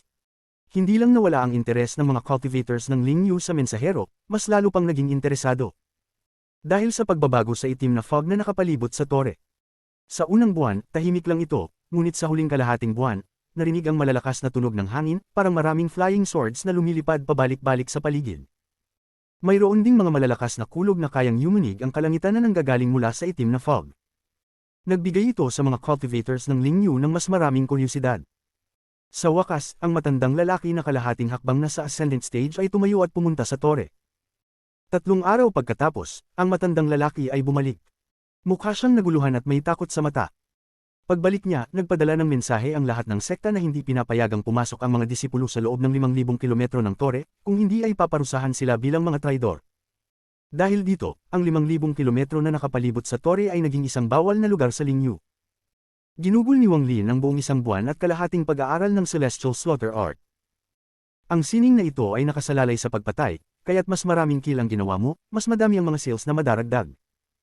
Kapag naipon na ang mga sales sa isang partikular na antas, magiging pinakamalakas na depensa ito sa buong mundo. Gayunpaman, mahirap itong pagsanayan. Pagkatapos ng isang buwan at kalahating, hindi pa rin nahanap ni Wang Lin ang kahulugan nito at nagdesisyon na itigil muna ito. Sa halip, nagpasya siyang mag-isip tungkol sa langit upang magpatuloy sa pag-refine ng kanyang mga kasalukuyang spells. Habang nangyayari yun, nakatagpo siya ng backlash mula sa War Chariot. Ito ang unang backlash matapos niyang ipalabas ang unang sale. Handa na si Wang Lin para dito, at pagkatapos makipaglaban sa halimaw ng ilang araw, ginamit niya ang isang lihim na spell upang supilan ito. Hindi pamatok ang backlash mula sa espiritual na hayop. Ang matandang lalaki mula sa Lingyu ay pumasok sa lugar ng panahong iyon at personal na nakita ang hindi sumusukong espiritual na hayop. Matapos supilan ng War Chariot, tahimik na nagpatuloy si Wang Lin sa kanyang kultibasyon ng ilang araw. Isang araw, bigla niyang binuksan ang kanyang mga mata, at may mga palatandaan ng kaliwanagan sa kanyang mga mata. Ang Celestial Slaughter Art ay dapat maunawaan sa gitna ng pagpatay. Ang pagsubok na maintindihan ito sa pamamagitan ng simpleng pag-upo dito ay kulang. Kung nais kong tunay na pagyamanin ang sining na ito, kailangan magsimula ang lahat sa pagpatay. Lumingon si Wang Lin, pagkatapos ay tumayo, naglakad ng isang hakbang, at direktang lumabas ng tore. Kabanata 507. Earth Northern Demonic Lands. Si Wang Lin ay lumulutang ng 10,000 talampakan mula sa tore. Ang kanyang mga mata ay kumikislap na parang mga sulo, itinaas ang kanyang kanang kamay at nagsimulang magdagsaan ang lahat ng itim na hamog patungo sa kanya. Parang ang itim na hamog ay tinutulak mula sa panlabas na gilid patungo kay Wang Lin. Nagbago ang kulay ng langit at mga ulap. Sumabog ang malalakas na tunog ng kulog mula sa mga ulap. Ang mga tunog ng kulog na ito ay kumalat at umalingaw sa buong Lingyu. Sa halos isang kisap mata, lahat ng itim na hamog mula sa 5,000 kilometro ay nagtipon sa kanyang kamay at naging isang bola na kasing laki ng ulo ng sanggol, at may mga kidlat na dumadaloy dito. Ang bola ay puno ng hamog at kumikislap na mga restriction. Mayroon ding malakas na presyon na lumalabas mula rito habang ito ay kumikislap. Hinigpitin ni Wang Lin ang kanyang kamay at biglang bumagsak ang kumikislap na restriction sa loob ng bola at naging maraming hibla ng itim na usok na nagsimulang umiikot sa paligid niya. Sa wakas, ang mga hibla ng itim na usok ay nagdikit at naging isang gintong purpura na bandila. Ang bandila ay kumaway na walang hangin at gumawa ng mga tunog ng pag-alog. Sa sandaling iyon, ang paligid na may 5,000 kilometro ay malinaw, ngunit may mga roars pa ring nagmumula sa walang hanggan at mga anino ng itim na anyo ang nakikita. Mga pangunahing kaluluwa, bumalik. Binuksan ni Wang Lin ang kanyang bibig at ang mga pangunahing kaluluwa ay bumalik sa loob nito at pagkatapos ay sa bandila ng kaluluwa sa loob ng kanyang pinagmulan na kaluluwa. Habang ako ay nag-e-ensayo ng Celestial Slaughter Art, bakit hindi ko na rin gawing refinado ang Soul Flag? Tiyak na dadami ang aking pagkakataon na mabuhay sa planetang Tianyun. Gayun din, gusto ako ni Master na pumunta sa Eastern Demon Sea sa loob ng 3 buwan. Ngayon ay 1 at kalahating buwan na lang ang natitira. Dapat ba akong pumunta o hindi? Iniisip ni Wang Lin at ipinakalat ang kanyang Divine Sense sa buong Lingyun bago ang kanyang katawan ay naging usok at nawala. Lingyu, 5 Spirit Mountain. Ang pinakamataas na nag-e-ensayo sa Lingyu, ang matandang lalaki na kalahating hakbang papunta sa Ascendant Stage, ay si matandang Tiantai ng 5 Spirit Mountain. Siya ay kasalukuyang nakaupo sa tuktok ng 5 Spirit Mountain, sumisipsip ng lakas mula sa buwan, at nag-e-ensayo. Binuksan ni matandang Tiantai ang kanyang mga mata. Tahimik siya habang tinitingnan ng walang hanggan at dahan-daw ang nagsalita, "Magandang araw, Lord Messenger." Isang sinag ng lila na liwanag ang lumitaw sa walang hanggan habang si Wang Lin ay nagpakita. Ipinatong niya ang kanyang mga kamay kay matandang Tiantai at nagsabi, "Pasensya na at humihingi ako ng abala." Huminga ng malalim si matandang Tiantai at Commandant. "Ako ang naging magaspang. Kung hindi ko nasira ang alituntunin at pumasok sa lugar noon at pinanggulat ang hindi sumusunod na hayop, siguro ay magiging mas madali para kay Lord Messenger na paamo ito." "Walang problema." Tahimik na tumingin si Wang Lin kay matandang Tiantai. Ang matandang ito ay nakarating na sa dausikang na bahagi ng landas patungo sa Ascendant Stage. Isang napakahalagang yugto ito para sa kahit sinong huling yugto ng Soul Transformation Cultivator. Isang bagay ng buhay at kamatayan. Ang isang tao ay maaaring maghanap ng daw sa umaga at mamatay sa gabi. Mabilis na isinara ng matanda ang kanyang mga mata at nagsalita ng malalim, kung hindi ikaw narito upang usisero sa aking pagpasok sa lugar, anong dahilan ng iyong paghanap sa isang matandang kalahating hakbang papunta sa libingan? Tumingin si Wang Lin sa kalayuan at dahan-daw ang nagsabi, may mga demonyong nilalang bang nagsasama-sama sa planetang ito. Ang mga mata ni matandang Tiantai ay naging seryoso at nagsimulang mag-isip. Sandali, inihagis niya ang kanyang kamay at isang jade ang biglang lumitaw. Nagsabi siya, Lord Messenger, may 3 lugar sa planeta na nagsasama-sama ang mga demonyong nilalang, at naka-record ito dito. Matapos tanggapin ng jade, in-sweep ito ni Wang Lin gamit ang kanyang divine sense. Tumanggo siya kay matandang Tiantai bago nawala ng hindi nag-iiwan ng bakas. Tiningnan ni matandang Tiantai ang lugar kung saan nawala si Wang Lin bago dahan-daw ang isinara ang kanyang mga mata at bamulong sa sarili, ang batang ito ay puno ng nakatinding kagustuhan sa pagpatay. Ang kanyang biyahe ngayon ay upang magpatay. Sana walang magtangkang magtulungan sa kanya sa daraanan. Sa hilagang dulo ng planetang Earth, may mga matataas na bundok na sumasaklaw sa milyon-milyong kilometro. Ang lugar na ito ay isang lugar na pinagsasama-sama ng mga demonyong nilalang. May mga malupit na hayop pa nga na kasing lakas ng Ascendant Cultivators. Ang lugar ding ito ay kung saan ang lahat ng mga disipulo ng planeta ay nagtatangka sa kanilang mga sarili. Ngunit, ang 300,000 kilometro na lugar sa gitna ay itinuturing na isang ipinagbabawal na lugar at hindi dapat basta-basta pumasok. Ipinatong ni Wang Lin ang jade at tinutok ang direksyon na nais niyang puntahan. Inihagis ang kanyang kanang kamay sa hangin, at isang pilak na liwanag ang biglang lumitaw sa kanyang harapan. Nagsimula si Wang Lin na maglakad sa loob ng pilak na liwanag. Isang hakbang, 2 hakbang, 3 hakbang, parang umaakyat siya sa hagdang-hagdang, nakakuha siya ng 10 hakbang ng sunod-sunod. Ang 10 hakbang ay ang kaya niyang tiisin ngayon upang mag-teleport ng sabay-sabay. Matapos ang 10 hakbang, kumislap ang mga mata ni Wang Lin at ang kanyang katawan ay kumilos ng mabilis. Sa sandaling iyon, ang katawan ni Wang Lin ay nagsimulang kumislap ng malakas. Sa wakas, isang malakas na dagandong ang umabot at pagkatapos mawala ang tunog, wala ng tao. Isang malaking pilak na liwanag ang biglang lumitaw sa malinaw na langit sa hilagang bahagi ng planeta. Nagsimulang magbago ang malinaw na asul na langit at ang mga alon ay tahimik na nagsimulang magkalat. Matapos ang ilang hininga ng oras, isang maliwanag na pilak na liwanag ang nagningning sa gitna ng mga alon. Ang liwanag ng pilak ay kasing liwanag ng araw. Parang may 2 araw, isang gintong araw at isang pilak na araw. Lumabas si Wang Lin mula sa pilak na liwanag. Ang kanyang mukha ay medyo mapotla, at ang kanyang hininga ay medyo mabigat. Pagkatapos niyang kumuha ng isang gamot at ininom ito, nagsimula siyang maginhawaan. Matapos lumabas, ang pilak na liwanag ay unti-unting nawala at ang pagbabago sa langit ay unti-unting bumalik sa normal. Hindi tumigil si Wang Lin. Naging isang sinag ng liwanag siya at tumakbo patungo sa matinding bundok na nasa harapan niya. Ang lupa sa harapan niya ay hindi na kulay dilaw na lupa. Ngayon ay may isang patong ng asol, kaluluwang liwanag sa ibabaw nito. May isang malaking bato na inihulog ng isang tao sa lupa gamit ang isang malakas na spell. May mga malalaking pulang salita na puno ng kagustuhan sa pagpatay na nakaukit sa tablet. Earth Northern Demonic Lands. Ang 4 na malalaking salitang ito ay nagbigay ng malakas na aura na parang inaatake ka ng alon. Ang aura ay nagdulot ng patuloy na hangin na nag-aalimpuyo sa paligid. Habang si Wang Lin ay nakatayo sa ilalim ng malaking tablet, itinaas niya ang kanyang ulo at tahimik na tinitingnan nito ng matagal. May manipis na ulap sa likod ng tablet, ngunit hindi nito tinatago ang anuman. Kung titignan ng mabuti o magpapalawak ng divine sense, malinaw na makikita kung ano ang naruroon. May isang walang katapusang hanay ng mga bundok sa likod ng tablet. Wala ni isang daan, ang lupa ay puno ng mga dahon, at ang hangin ay puno ng amoy ng pagkabulok. Maliban dito, ang lugar ay ganap na tahimik at walang palatandaan ng buhay. Kahit na araw, may malamig na aura na umaabot mula sa lupa at kumakalat sa buong lugar. Pinagmasdan ito ni Wang Lin ng maingat. Pagkatapos mag-isip ng sandali, itinaas niya ang kanyang paa at nagsimulang maglakad patungo sa hanay ng mga bundok. Ang Celestial Slaughter Art ay dapat maranasan sa gitna ng pagpatay. Ngayon, gagamitin ko ang lugar na ito upang simulan ang aking cultivation ng Celestial Slaughter Art. Sa mismong sandaling iyon, ilang sinag ng enerhiya ng espada ang lumitaw sa abot tanaw. Ang mga sinag na ito ng espada ay may iba't ibang makislap na kulay at nagpapalabas ng malakas na enerhiya. Malinaw na walang sinuman sa kanila ang may mahihinang cultivation. Senior Apprentice Brother, nandito kami. Bago pa man lumapit ang mga sinag ng espada, isang tinig ang nanggaling sa isa sa kanila. Hindi man lang tumigil si Wang Lin sa kanyang lakad dahil sa paglitaw ng mga tao. Nagpatuloy siya sa pagpasok sa hanay ng mga bundok at ang kanyang anyo ay nawala sa manipis na ulap. Sandali pagkatapos na mawala ang kanyang anyo, ilang sinag ng enerhiya ng espada ang bumagsak sa harap ng tablet na nagpapakita ng 5 tao. Sa limang ito, 3 ay lalaki at 2 ay babae. Malinaw na nahahati ang kanilang mga damit sa dalawang estilo, at lahat sila ay nakaayos ng mabuti, magaganda, at may malalakas na aura. Sa dalawang babae, ang isa ay nakasuot ng pulang damit at may marka sa ibabaw ng bibig. Maingat niyang sinabi, "Senior Apprentice Brother, parang may nakita akong pumasok dito." Ang batang babae na ito ay hindi mukhang matanda, ngunit ang kanyang cultivation ay nasa huling bahagi ng core formation.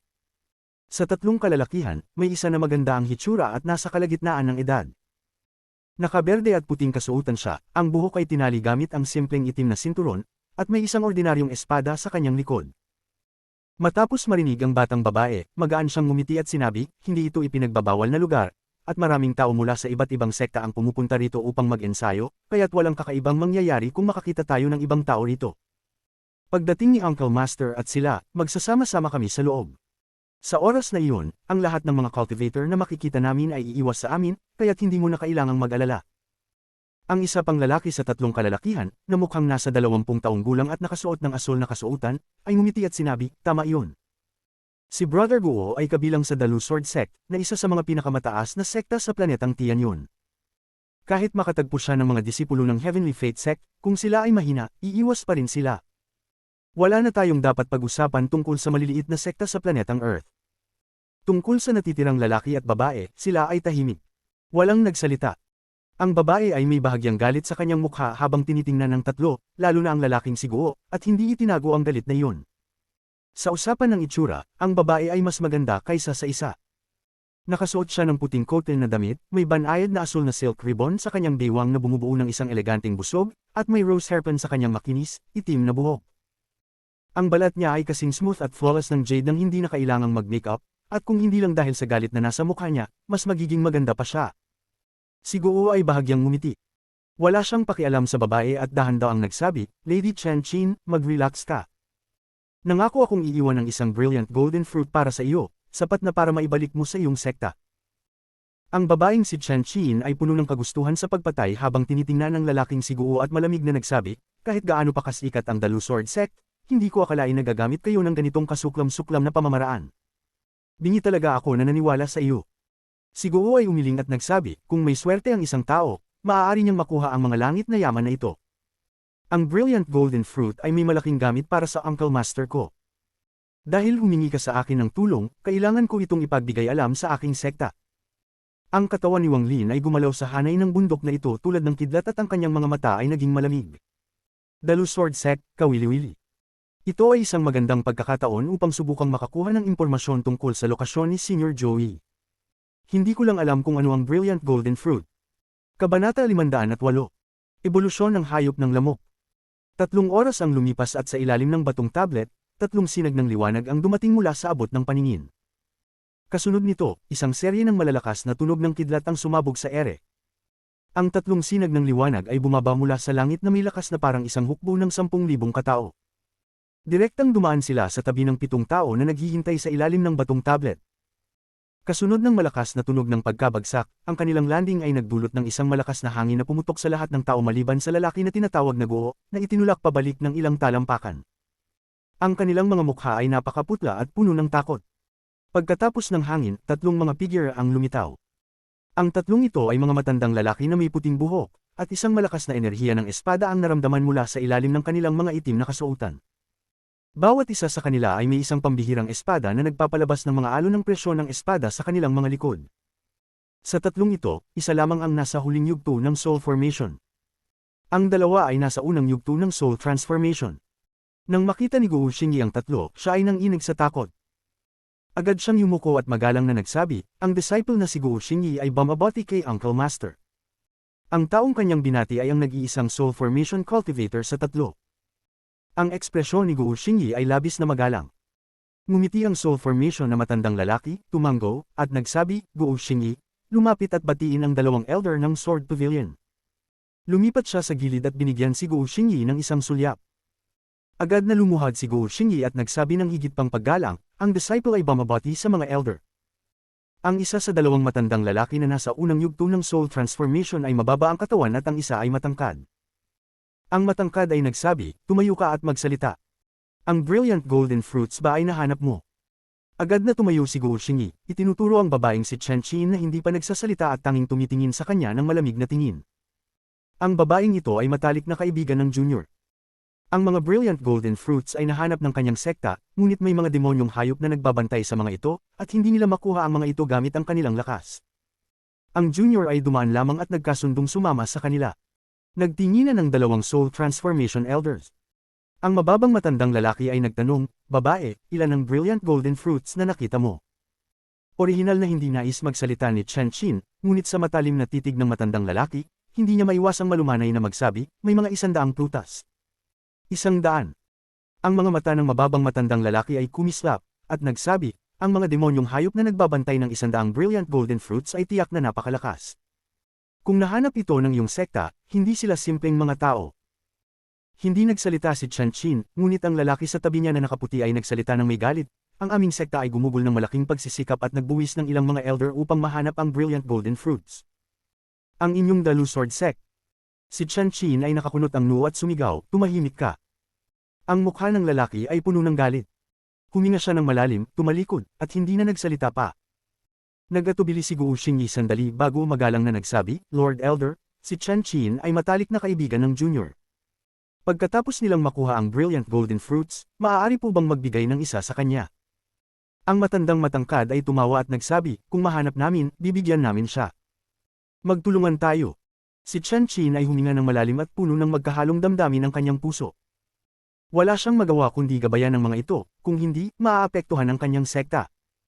Sa ganitong kapangyarihan ng Daluo Sword Sect, sinumang magtatangkang lumaban sa kanila ay tiyak nawawala. Huwag na ngang pag-usapan ng mga elder nito na nagpapakita ng isang presyon na maraming beses na mas malakas pa kaysa sa pinuno ng kanyang sekta. Kung ikukumpara sa Dalu Sword Sect, ang kanyang sekta ay parang alitaptap. Walang laban. "Guo Xingyi, paano mo nabusong ang aking tiwala?" Si Chen Qin ay pakiramdam ng hinagpis sa kanyang puso. Tinutukan niya si Guo Xingyi ng masamang tingin bago siya magpait na magsimula at maglakad papasok sa Earth Northern Demonic Lands. Sumunod ang lalaki na nakaputi at may malungkot na ekspresyon sa mukha. Pumasok ang mga tao mula sa Daluo Sword Sect sa manipis na mist at tuluyang nawala. Si Wang Lin ay patuloy na naglalakad sa Earth Northern Demonic Land. May mga kamay sa likod at ang kanyang mga paa ay 3 pulgada mula sa lupa habang lumilipad siya sa lugar. Patuloy niyang pinagmumuni-muni ang iba't ibang pagbabago sa Celestial Slaughter Art at kung paano gawing seal ng lakas buhay ang lakas buhay. Ang paligid na kabundukan ay ganap na tahimik at walang senyales ng buhay.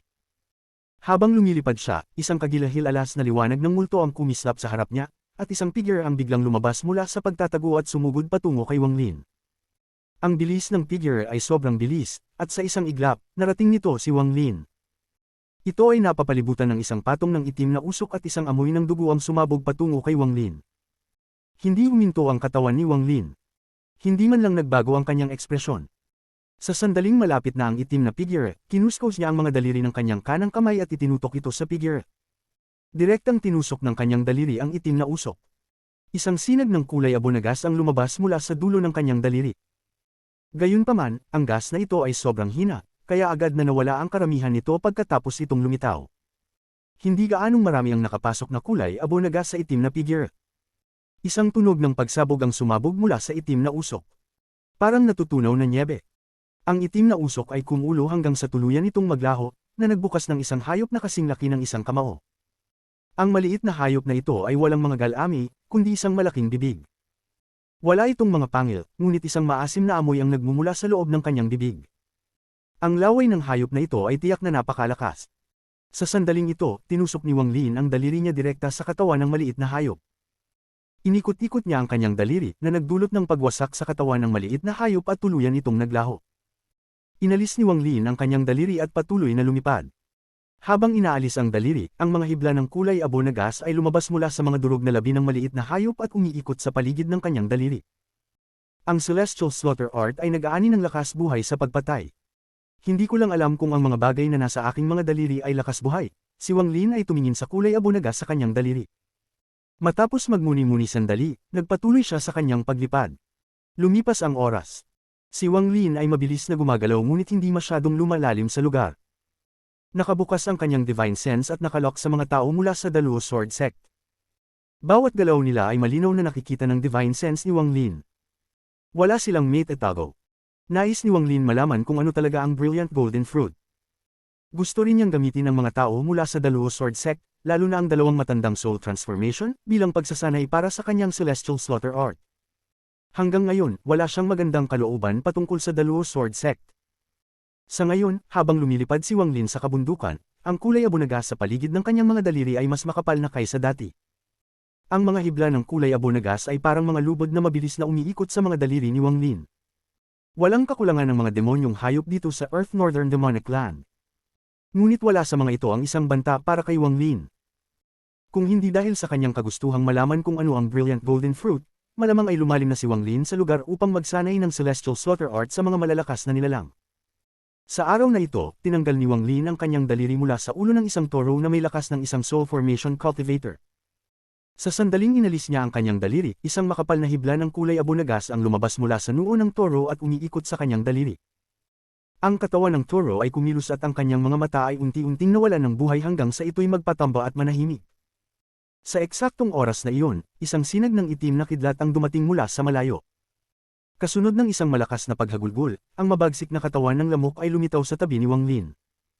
Ang malaking bibig nito ay tinusok ang ulo ng toro, at sa isang sipsip, nilasap nito ang lahat ng dugo, laman, essence, at ang core ng toro. Tanging ang kalansay ng toro na lamang ang naiwan sa lupa. Matapos pagsipsipin ng lamok ang toro, isang puting liwanag ang lumitaw sa paligid nito. Matapos kumislap ng ilang beses, nawala ang puting liwanag, na nagpapakita ng higit pang nakakatakot na balahibo sa lamok. Masaya itong nagsimula na mag-ikot sa paligid ni Wang Lin. Sa buong daan, tuwing pumatay si Wang Lin ng isang soul formation o mas mataas pang nilalang, ipatawag niya ang lamok upang ito'y sumipsip ng essence at core ng nilalang upang palakasin ang paglago ng lamok. Kung hindi lang hindi akma para sa Thunder Toad ang ganitong paraan ng paglago, malamang ay pinalabas na rin niya ang Thunder Toad. Ang lamok ay mula sa mga bituin. Bagamat nag-appear ito sa planetang Suzaku noong nakaraan, hindi matutumbasan ang pagkamatindi nito kumpara sa kahit anong hayop mula sa isang cultivation planet. Ang hayop na ito ay nabubuhay upang sumipsip. Kaya nitong pagsipsipin ng anumang uri ng hayop sa buong mundo, at habang lalo itong sumisipsip, lalo itong lumalakas. Simula nang sumunod ito kay Wang Lin, sumipsip na ito ng hindi mabilang na mga gamot, langit ng yaman, mga core, at iba pang mga bagay. Bagamat nasa yugto pa rin ito ng nascent soul, kahit ang mga soul formation na nilalang ay naapektuhan na ng kanyang kalupitan. Ang katawan ni Wang Lin ay patuloy na gumagalaw pasulong at lumulutang sa hangin. Nang sumabog ang lamok ng isang sigaw, ito ay gumalaw. Ang bilis nito ay parang kidlat at dumating sa ilalim ng mga paa ni Wang Lin, at dinala siya patungo sa malalim na bahagi ng kabundukan. Habang lumilipad, napansin ni Wang Lin ang isang bagay. Napansin din ito ng lamok at agad na huminto. Tumigil ito sa paggalaw at naghintay ng utos mula kay Wang Lin. Tiningnan ni Wang Lin ang timog, ngumiti, at bulong sa sarili, nahanap ba nila ang Brilliant Golden Fruit? Sa isang isip, umalis ang lamok patungo sa timog ng walang ingay. Parang multo sa gabi. Ngunit ang mga mata nito ay puno ng pagnanasa at kumikislap ng tulad ng isang apoy ng multo. Pansinin ang mga pagbabago sa lamok sa mga nakaraang araw. Tila nasa kritikal na yugto ito at malapit ng mag-bridge. Tuwing sumisipsip ang lamok ng essence at core ng isang hayop, kumikislap ang puting liwanag sa paligid nito, tulad ng mga puting linya mula sa chaotic broken stars. Tumingin si Wang Lin sa multo ng liwanag sa mga mata ng lamok, at isang imahe ang biglang sumulpot sa kanyang isipan. Sa isang malaking planeta, maraming lamok na nakabalot sa buong kalangitan. Ang mga mata nito ay kumikislap na parang mga apoy ng multo. Kabanata 509. Siyam na Multitude Bulb. Ang mga tao mula sa Daluo Sword Sect ay mabilis kumilos. Hindi sila tumigil at mabilis na naglakbay patungo sa kanilang destinasyon sa ilalim ng gabay ni Chen Qin. Sa kanilang daraanan, kung may anumang halimaw na lumitaw, ang dalawang matatandang soul transformation ay kailangan lamang maglabas ng isang selyo at agad na magiging alikabok ang halimaw. Ang kanilang lakas ay higit pa sa kayang unawain ni Chen Qin. Ang kanilang sariling sekta ay gumugol ng maraming pagsisikap upang makarating dito, at makita ang mga halimaw na nagbigay ng malaking problema sa kanilang sekta na winasak ng madali ay nagdulot ng mapait na pakiramdam sa kanyang puso. Sa sandaling ito, naisip niya na ito ay tadhana. Kung makakakuha lamang siya ng isang prutas mula sa paglalakbay na ito, magiging sapat na iyon. Samantalang si Guo Xingyin ay labis na maalalahanin at patuloy na sinusubukang makipag-usap kay Chen Qin sa buong paglalakbay. Maliwanag na sinusubukan niyang ayusin ang kanilang relasyon. Matapos maranasan ang lakas ng Daluo Sword Sect, wala na siyang magawa kundi magpanggap na hindi alam at tiisin ang kahihiyan. Sa buong paglalakbay, ang Tito Master ni Wu Xingyin ay patuloy na titig sa matambok na katawan ni Chen Qin, at ang kanyang mga mata ay naglalaman ng isang misteryosong liwanag. Ang grupo ay maluwag na naglalakbay dahil kahit may mga makapangyarihang halimaw na demonyo, madali silang malulupig ng dalawang matatandang soul transformation. Ngunit sa katotohanan, nang pumasok sila sa lugar na ito, ang mga pinakanababahala ay ang dalawang matatandang guro ng Daluo Sword Sect. Ito ay hindi ang unang pagkakataon na pumasok ang dalawa sa Earth Northern Demonic Clan, ngunit ang pagkakataong ito ay ang pinakakakaiba. Noong una, nang unang pumasok sila, wala silang nararamdamang ganitong pakiramdam, ngunit habang sila ay lumalalim, isang presyon na kayang magdulot ng ganap na pagkawasak ay dahan-daang pumapalibot sa lugar. Maaaring ang pakiramdam na ito ay masyadong mahina upang maramdaman ng iba, ngunit para sa dalawang matatandang soul transformation ng Daluo Sword Sect, ito ay napakalinaw. Parang may pares ng mata na nagmamasid sa kanila, ngunit nang subukan nilang suriin gamit ang kanilang mga divine senses, wala silang nakita. Para bang lahat ng ito ay kanilang imahinasyon lamang. Hindi pa tayo lumalalim sa bundok, kaya hindi dapat may mga desoladong halimaw dito. Bakit ganito kalinaw ang pakiramdam? Bagamat kalmado ang dalawang matanda, nag-uusap sila ng nervyoso sa kanilang mga divine senses habang sinusundan ng grupo. Marahil may nangyari dito. Sa nakaraang 10 araw, patuloy ang pakiramdam na ito, ngunit patuloy tayong nagmamasid at wala namang nangyari. Sa tingin ko, anuman ito, hindi ito nakatutok sa ating dalawa. Kalilimutan na. Talagang ang kakaiba ang lugar na ito. Kapag natapos na tayo sa ating layunin, mas mabuti pang umalis tayo kaagad. Bawat segundo na tayo ay nandito ay nagpapahirap sa aking paghinga. Para bang may malaking bundok na nakapatong sa akin. May pakiramdam na malapit na akong mag-collapse, mawala ng kontrol, at pumatay ng tao. Isang pakiramdam na hindi ko naramdaman mula nang makarating ako sa soul formation stage. Nagniningning ang mga mata ng matandang may edad at agad niyang ipinadala ang mensahe. Ha! May ganito ka ring pagnanais na pumatay. Noong pinatay ko ang halimaw kanina, muntik na akong mawala ng kontrol. Shifang, tiyak na may mali dito. Dapat ba tayong umalis ngayon? Nag-isip sandali si Shifang, pagkatapos ay tiningnan ng mga nakababatang kasama nila at sinabi, nandito na tayo hanggang sa puntong ito, at 3 araw na lang. Hindi dapat magkaroon ng problema. Kailangan lang natin maduiin ang ating lakad. Nagkatinginan ng dalawa. Tahimik silang nagpatuloy sa kanilang daraanan. Ang mga tao sa harap nila, kasama na ang soul formation na matanda, ay hindi napansin ang takot na nararamdaman ng dalawang soul transformation cultivator. Patuloy pa rin nilang nararamdaman na magaan at maayos ang paglalakbay. Ang brilliant golden fruit ay hindi para kainin. Ito ay materyales para sa paggawa ng mga yaman. Ang prutas na ito ay maaaring magpataas ng lakas ng kahit anong metal na yaman, at mas madalas itong gamitin, mas malakas ang yaman na iyon. Ayon sa mga bali-balita, ang 4 na ilusyonaryong espada sa likod ng Sword Saintling Tianhao ng Daluo Sword Sect ay pinaandar gamit ang napakaraming brilliant golden fruits. Gayunpaman, ang dami ng ginamit niya ay higit sa imahinasyon, at sa ganitong paraan niya nakuha ang 4 na natatanging espada. Ang mga lugar kung saan pwedeng tumubo ang brilliant golden fruit ay hindi tiyak. Ang prutas ay binubuo mula sa natural na metal na elemento at isang langitning yaman na pwedeng lumitaw kahit saan. Kapag nagsimula ng tumubo ang prutas na ito, mukhang pareho lang ito sa ibang prutas, ngunit kapag ito ay hinog na, bigla itong magbabago at mapupuno ng metal na elemento. Pagkatapos nitong maghainag, ang oras bago ito malaglag mula sa puno ay nag-iiba-iba. Pwedeng ilang sandali lang o ilang buwan bago malaglag. Walang tiyak na dahilan kung gaano katagal bago magaluglag ang hinog na prutas. Hanggang ngayon ay wala pang nakakaalam. Pagkatapos maghainag ng prutas, umaakit ito ng maraming metal na halimaw, at ang mga halimaw ay nagiging tagapagtanggol nito. Pinuprotektahan nila ang prutas hanggang malaglag ito, at kapag malaglag na, ang natuyong prutas ay sinisipsip ng mga ugat nito, at nagiging golden spirit roots. Kapag kinain ng isang halimaw ang golden spirit root, madyay gising ang kanilang katalinuhan at makikinabang sila ng malaki. Ngunit kung masyadong maraming brilliant golden fruits ang kinuha bago ito malaglag, maaapektuhan ang pagbuo ng golden spirit roots. Kung sobrang dami ng kinuhang prutas, hindi na matutuloy ang pagbuo ng golden spirit root. Pagkatapos umalis ang mga tao mula sa Daluo Sword Sect, tahimik na lumitaw si Wang Lin sa likod ng lamok. Tiningnan niya kung saan patungo ang mga ito at sinundan ng walang pagmamadali. Dahil sa pakiramdam ng presyon na nararamdaman ng dalawang matandang guro, pinilit nilang maglakbay ng mas mabilis, kaya ang 3 araw na lakbay ay natapos sa 1 araw at kalahati. Sa sandaling iyon, itinuro ni Chen Qin, na nangunguna sa grupo, at sinabi, 2 buwan na ang nakalipas, natagpuan ng aking sekta ang brilliant golden fruits doon. Ang mga mata ng lahat ay sumunod sa daliri ng babae. Ang lugar na iyon ay kung saan nagtagpo ang 2 bundok, at sa pagitan nila ay isang lambak. Tahimik dito. Walang maririnig na tunog, at ang lupa ay tinakpan ng mga dahon na amoy na bubulok. Sumunod sa kanyang daliri, makikita ang isang bahagyang gintong liwanag mula sa loob ng lambak, ngunit maraming mga puno ang nag-iiwas, kaya mahirap makita kung ano ang naroroon. Pagkatapos magsalita ni Chen Qin, ilang hakbang siyang umatras at nanahimik. Nagtinginan ng dalawang matandang tagapagtanggol ng Dalu Sword Sect. Ang mas matangkad sa kanila ay naglakad ng ilang hakbang pasulong, ang kanyang kamay ay bumuo ng isang seal, at inipress ang kanyang kamay pataas sa hangin. Isang makapal na daloy ng celestial spiritual energy ang biglang nagtipon sa harap niya at lumipad patungo sa lambak ng may kasamang malakas na hangin. Habang dumaan ang celestial gust sa lugar, nawala ang lahat ng mga nabubulok na dahon, at nahayag ang nasa ilalim.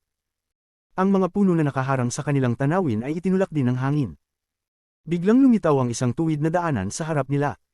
Ang dulo ng daan ay nagdadala ng malalim sa lambak. Puno ng matataas na damo ang lambak, ngunit unang bumagsak ang mga mata ng lahat sa silangang bahagi ng lambak. Sa gitna ng isang lugar na puno ng mga ligaw na damo, may isang grupo ng mga namumulaklak na gintong bulaklak. Hindi lang isang gintong bulaklak kundi isang buong parang. Mahigit sa isang dosina ito, at naglalaban-laban silang magbukas. Sa ilalim ng mga bulaklak ay mga prutas na hugis oblong na kasing laki ng hinlalaki. Ang mga prutas na ito ay gintong kulay at may mga granulat na mantsa. Kapag tiningnan mula sa malayo, mukhang ubas. Mukhang ordinaryo lamang at hindi naiiba sa mga karaniwang ligaw na prutas. Brilliant golden fruit. Talagang ang brilliant golden fruit ito. Ang mga mata ng dalawang matanda ay agad na kumislap nang makita nila ang mga prutas. Hindi sila agad pumasok sa lambak ngunit maingat na binabantayan ito. Sa huli, ang mga mata nila ay napako sa isang bush ng mga ligaw na damo na 1 metro mula sa mga brilliant golden fruits. May isang maliit na tambak ng mga nabubulok na dahon sa ibabaw ng bush ng mga ligaw na damo. Sa unang tingin, wala namang kakaibang bagay dito. Sa katunayan, ang mga nabubulok na dahon ay karaniwan na rito. Sa sandaling iyon, isang kakaibang hangin ang dumaan sa lambak, kaya't ang mga damo ay kumaluskos. Ang mga damo ay kumaluskos at ang lahat ng mga dahon sa loob ng lambak ay gumalaw dahil sa hangin. Ngunit, ang mga daong lumipad pataas ay nagdulot sa lahat na huminga ng malalim na malamig na hangin. Nang lumipad ang mga dahon, ang likod ng mga ito ay nagpapakita ng hindi mabilang na mga pulang tuldok. Ang mga pulang tuldok na ito ay hindi gumagalaw. Para bang lumalagos sila mula sa mga nabubulok na dahon. Nine Multitude Bug, ang matangkad na matandang nagngangalang Shifang ay sinabi ito ng may madilim na ekspresyon at pagkatapos ay tumingin sa maikli na matanda. 100 brilliant golden fruits ay may malupit na mga tagapagbantay.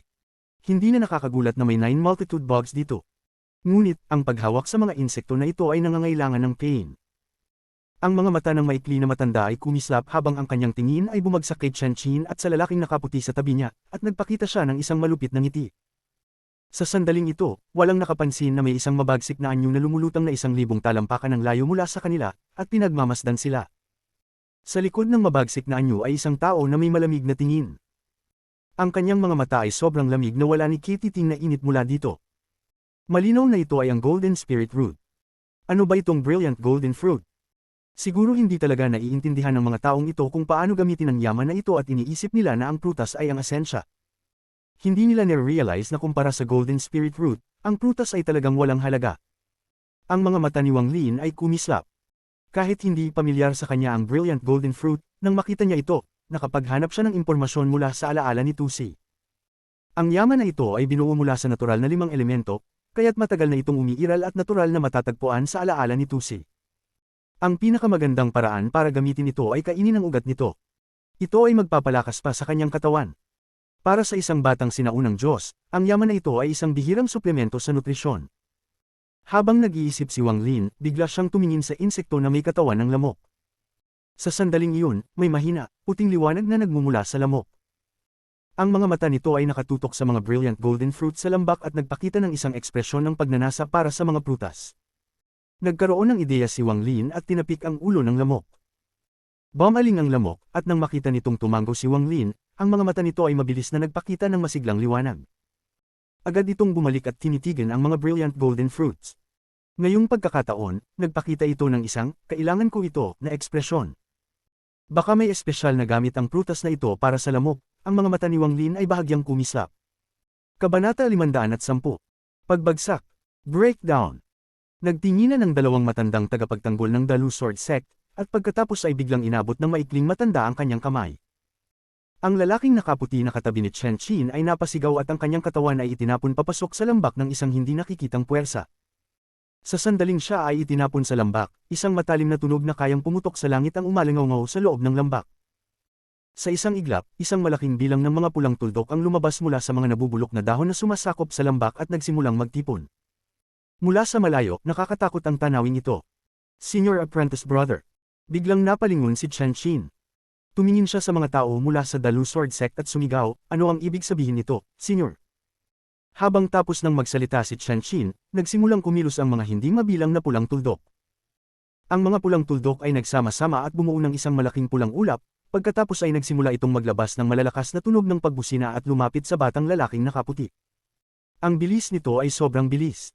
Gumalaw ito tulad ng isang pulang kidlat at pinalibutan ng batang lalaking nakaputi. Sa sandaling iyon, isang tanawin na nagpakilabot sa lahat maliban sa dalawang matanda ang bumungad sa kanila. Ang mga hindi mabilang na pulang tuldok ay pumutok sa mga damit ng batang lalaki at sumudlang pumasok sa kanyang katawan. Sa loob lamang ng 3 hininga, ang kanyang puting kasuotan ay naging pulang-pula sa dugo. Sumabog ang mga nakakagimbal na sigaw at mga malalakas na tunog mula sa kanyang bibig. Ang matinding sakit ay nagdulot sa kanya na patuloy na magkamot, at ang mga sugat na umabot hanggang sa buto ay lumitaw sa buong katawan niya. Ang kanyang katawan ay lumalaban at dumadaos-dos ng malupit sa lambak. Ang kanyang mga mata ay nagpapakita ng malalim na desperasyon at hindi mailaraw ang galit. Senior Apprentice Brother, nayanig ng malakas si Chen Qin at nagpakita ng isang malungkot na ngiti. Sa puntong ito, halos lahat ng pulang tuldok sa lambak ay pumasok sa katawan ng batang lalaki. Ang kanyang mga mata ay dahan-daang pumangit at ang kanyang mga malupit na sigaw ay unti-unting hamina. Mabilis itong nangyari, ngunit labis na nakakagulat. Nagdulot ito sa lahat ng tao ng isang hindi maipaliwanag na ekspresyon. Ang nangyaring ito ngayon ay dulot ko. Kung hindi namatay ang Senior Apprentice Brother ni Chen Qin, ayos lang sana at wala na sanang alitan sa pagitan natin, tumingin si Yin Shaoqing kay Chen Qin na may malupit na intensyon ng pagpatay. Ang isa pang babae, ang tumawag kay Guo Xingyin ng Senior Apprentice Brother, ay mapatla ang mukha, tinakpan ng kanyang bibig ng maliit na kamay, at mukhang parang pagsusuka na siya. Ang katawan niya ay nanginginig, halatang natatakot sa nangyaring ito. Tanging ang lalaking nakaasol na palda, na laging puri kay Guo Xingyin, ang walang ipinapakitang hindi komportableng ekspresyon. Sa halip, nang tumingin siya sa lambak, nagkaroon siya ng isang hitsura ng kasiyahan. Ngumiti si Shifang ng Dalu Sword Sect sa maikling matanda at sinabi, mukhang hindi na natin kailangang pumatay pa. Yung isang tao ay nahulog na ang karamihan ng 9 multitude bugs sa katawan niya. Ngumiti ang maikling matanda at nagsabi, mas magaling si Brother Shi sa mga pagkakulong. Sana hindi ka magpigil. Kapag nakuha na natin ang brilliant golden fruits, kailangan pa nating magulat sa sekta. Tumawa si Shifang. Walang salitang inslap niya ang kanyang bag at isang pulang jade ang lumitaw sa kanyang kamay. Ang kanang kamay niya ay gumawa ng isang hugis sword at itinutok ang jade, sabay sabing, sword seal restriction, bukas. Agad na nagumapaw ang jade ng isang tunog at pagkatapos ay lumipad ito papasok sa lambak bilang isang sinag ng pulang liwanag. Nang pumasok ang pulang jade sa lambak, lalong lumakas ang tunog, at mga hibla ng pulang seda ang lumabas mula sa jade. Pagkatapos ng ilang sandali, isang malalakas na tunog ng kulog ang narinig, at nagsimulang magbago ang pulang jade ng kakaibang paraan.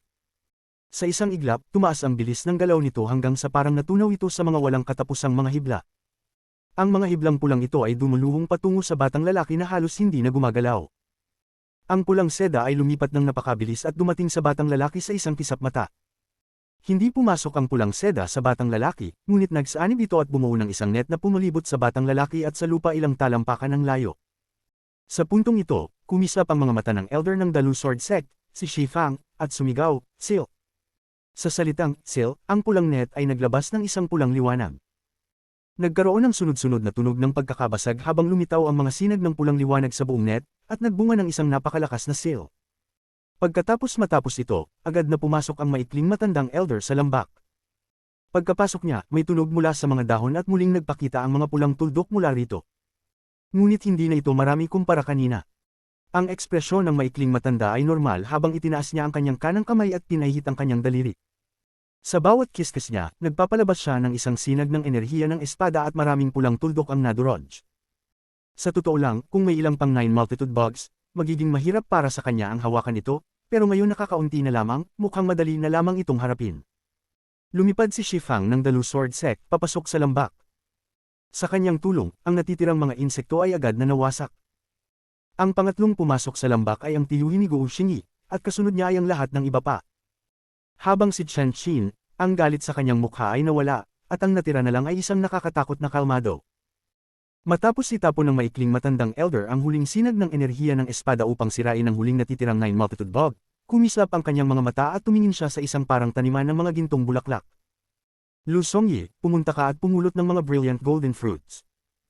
Ang tinig ng maikling matandang elder ay puno ng awtoridad, parang nagsasabing, walang sinuman ang pwedeng sumuwi sa akin. Si Lu Songyi ay ang matandang nasa soul formation. Nang marinig ito, agad siyang tumango at nagsimulang magtangkang anihin ng mga brilliant golden fruits. Ngunit, sa sandaling yun, isang banayad na hangin ang pumasok sa lambak. Sa una, wala namang kakaibang nangyari sa hangin. Karamihan ay parang pinahihit lang ang mga dahon sa lupa. Ngunit nang dumaan ang hangin sa harap ng dalawang matanda, nagbago ng malaki ang kanilang mga ekspresyon. Biglang lumingon si Shi Fang, at kumislap ang kanyang mga mata habang tinitingnan ang labas ng lambak. Ang mukha ng maikling matanda ay malungkot. Itinaas niya ang kanyang kanang kamay at ipinatong sa kanyang bag na naglalaman ng mga gamit, at ang kanyang mga mata ay puno ng galit at malasakit. Ang kanilang mga galaw ay nagbago ng bigla, kaya't nagbago rin ang buong atmosfera sa loob ng lambak. Ngayon, may nakapalibot na hangin ng pagpatay sa buong lambak. Dahil dito, tumigil ang matandang si Lu na kanina ay papunta na upang anihin ang prutas at ipinakita ang isang ekspresyon ng pagkabigla. Tulad ng iba pang mga tao, ang kanilang mga ekspresyon ay pareho. Tanging si Chen Qin ang may mga mata na kalmado habang tinitingnan ang katawan ng kanyang senior apprentice brother na patay na. Parang hindi na siya apektado sa nangyayari sa paligid niya. Nag-isip ng saglit si Shi Fang at pagkatapos ay sumigaw, fellow cultivator na bagong dumating, hindi na kailangang magtago o magpanggap. Isa akong elder ng Dalu Sword Sect, si Shi Fang. Nais ko na magpakita ka at makipag-usap. Nagtinginan ng dalawang matandang elder at nakita nila ang pagkabigla sa mata ng isa't isa.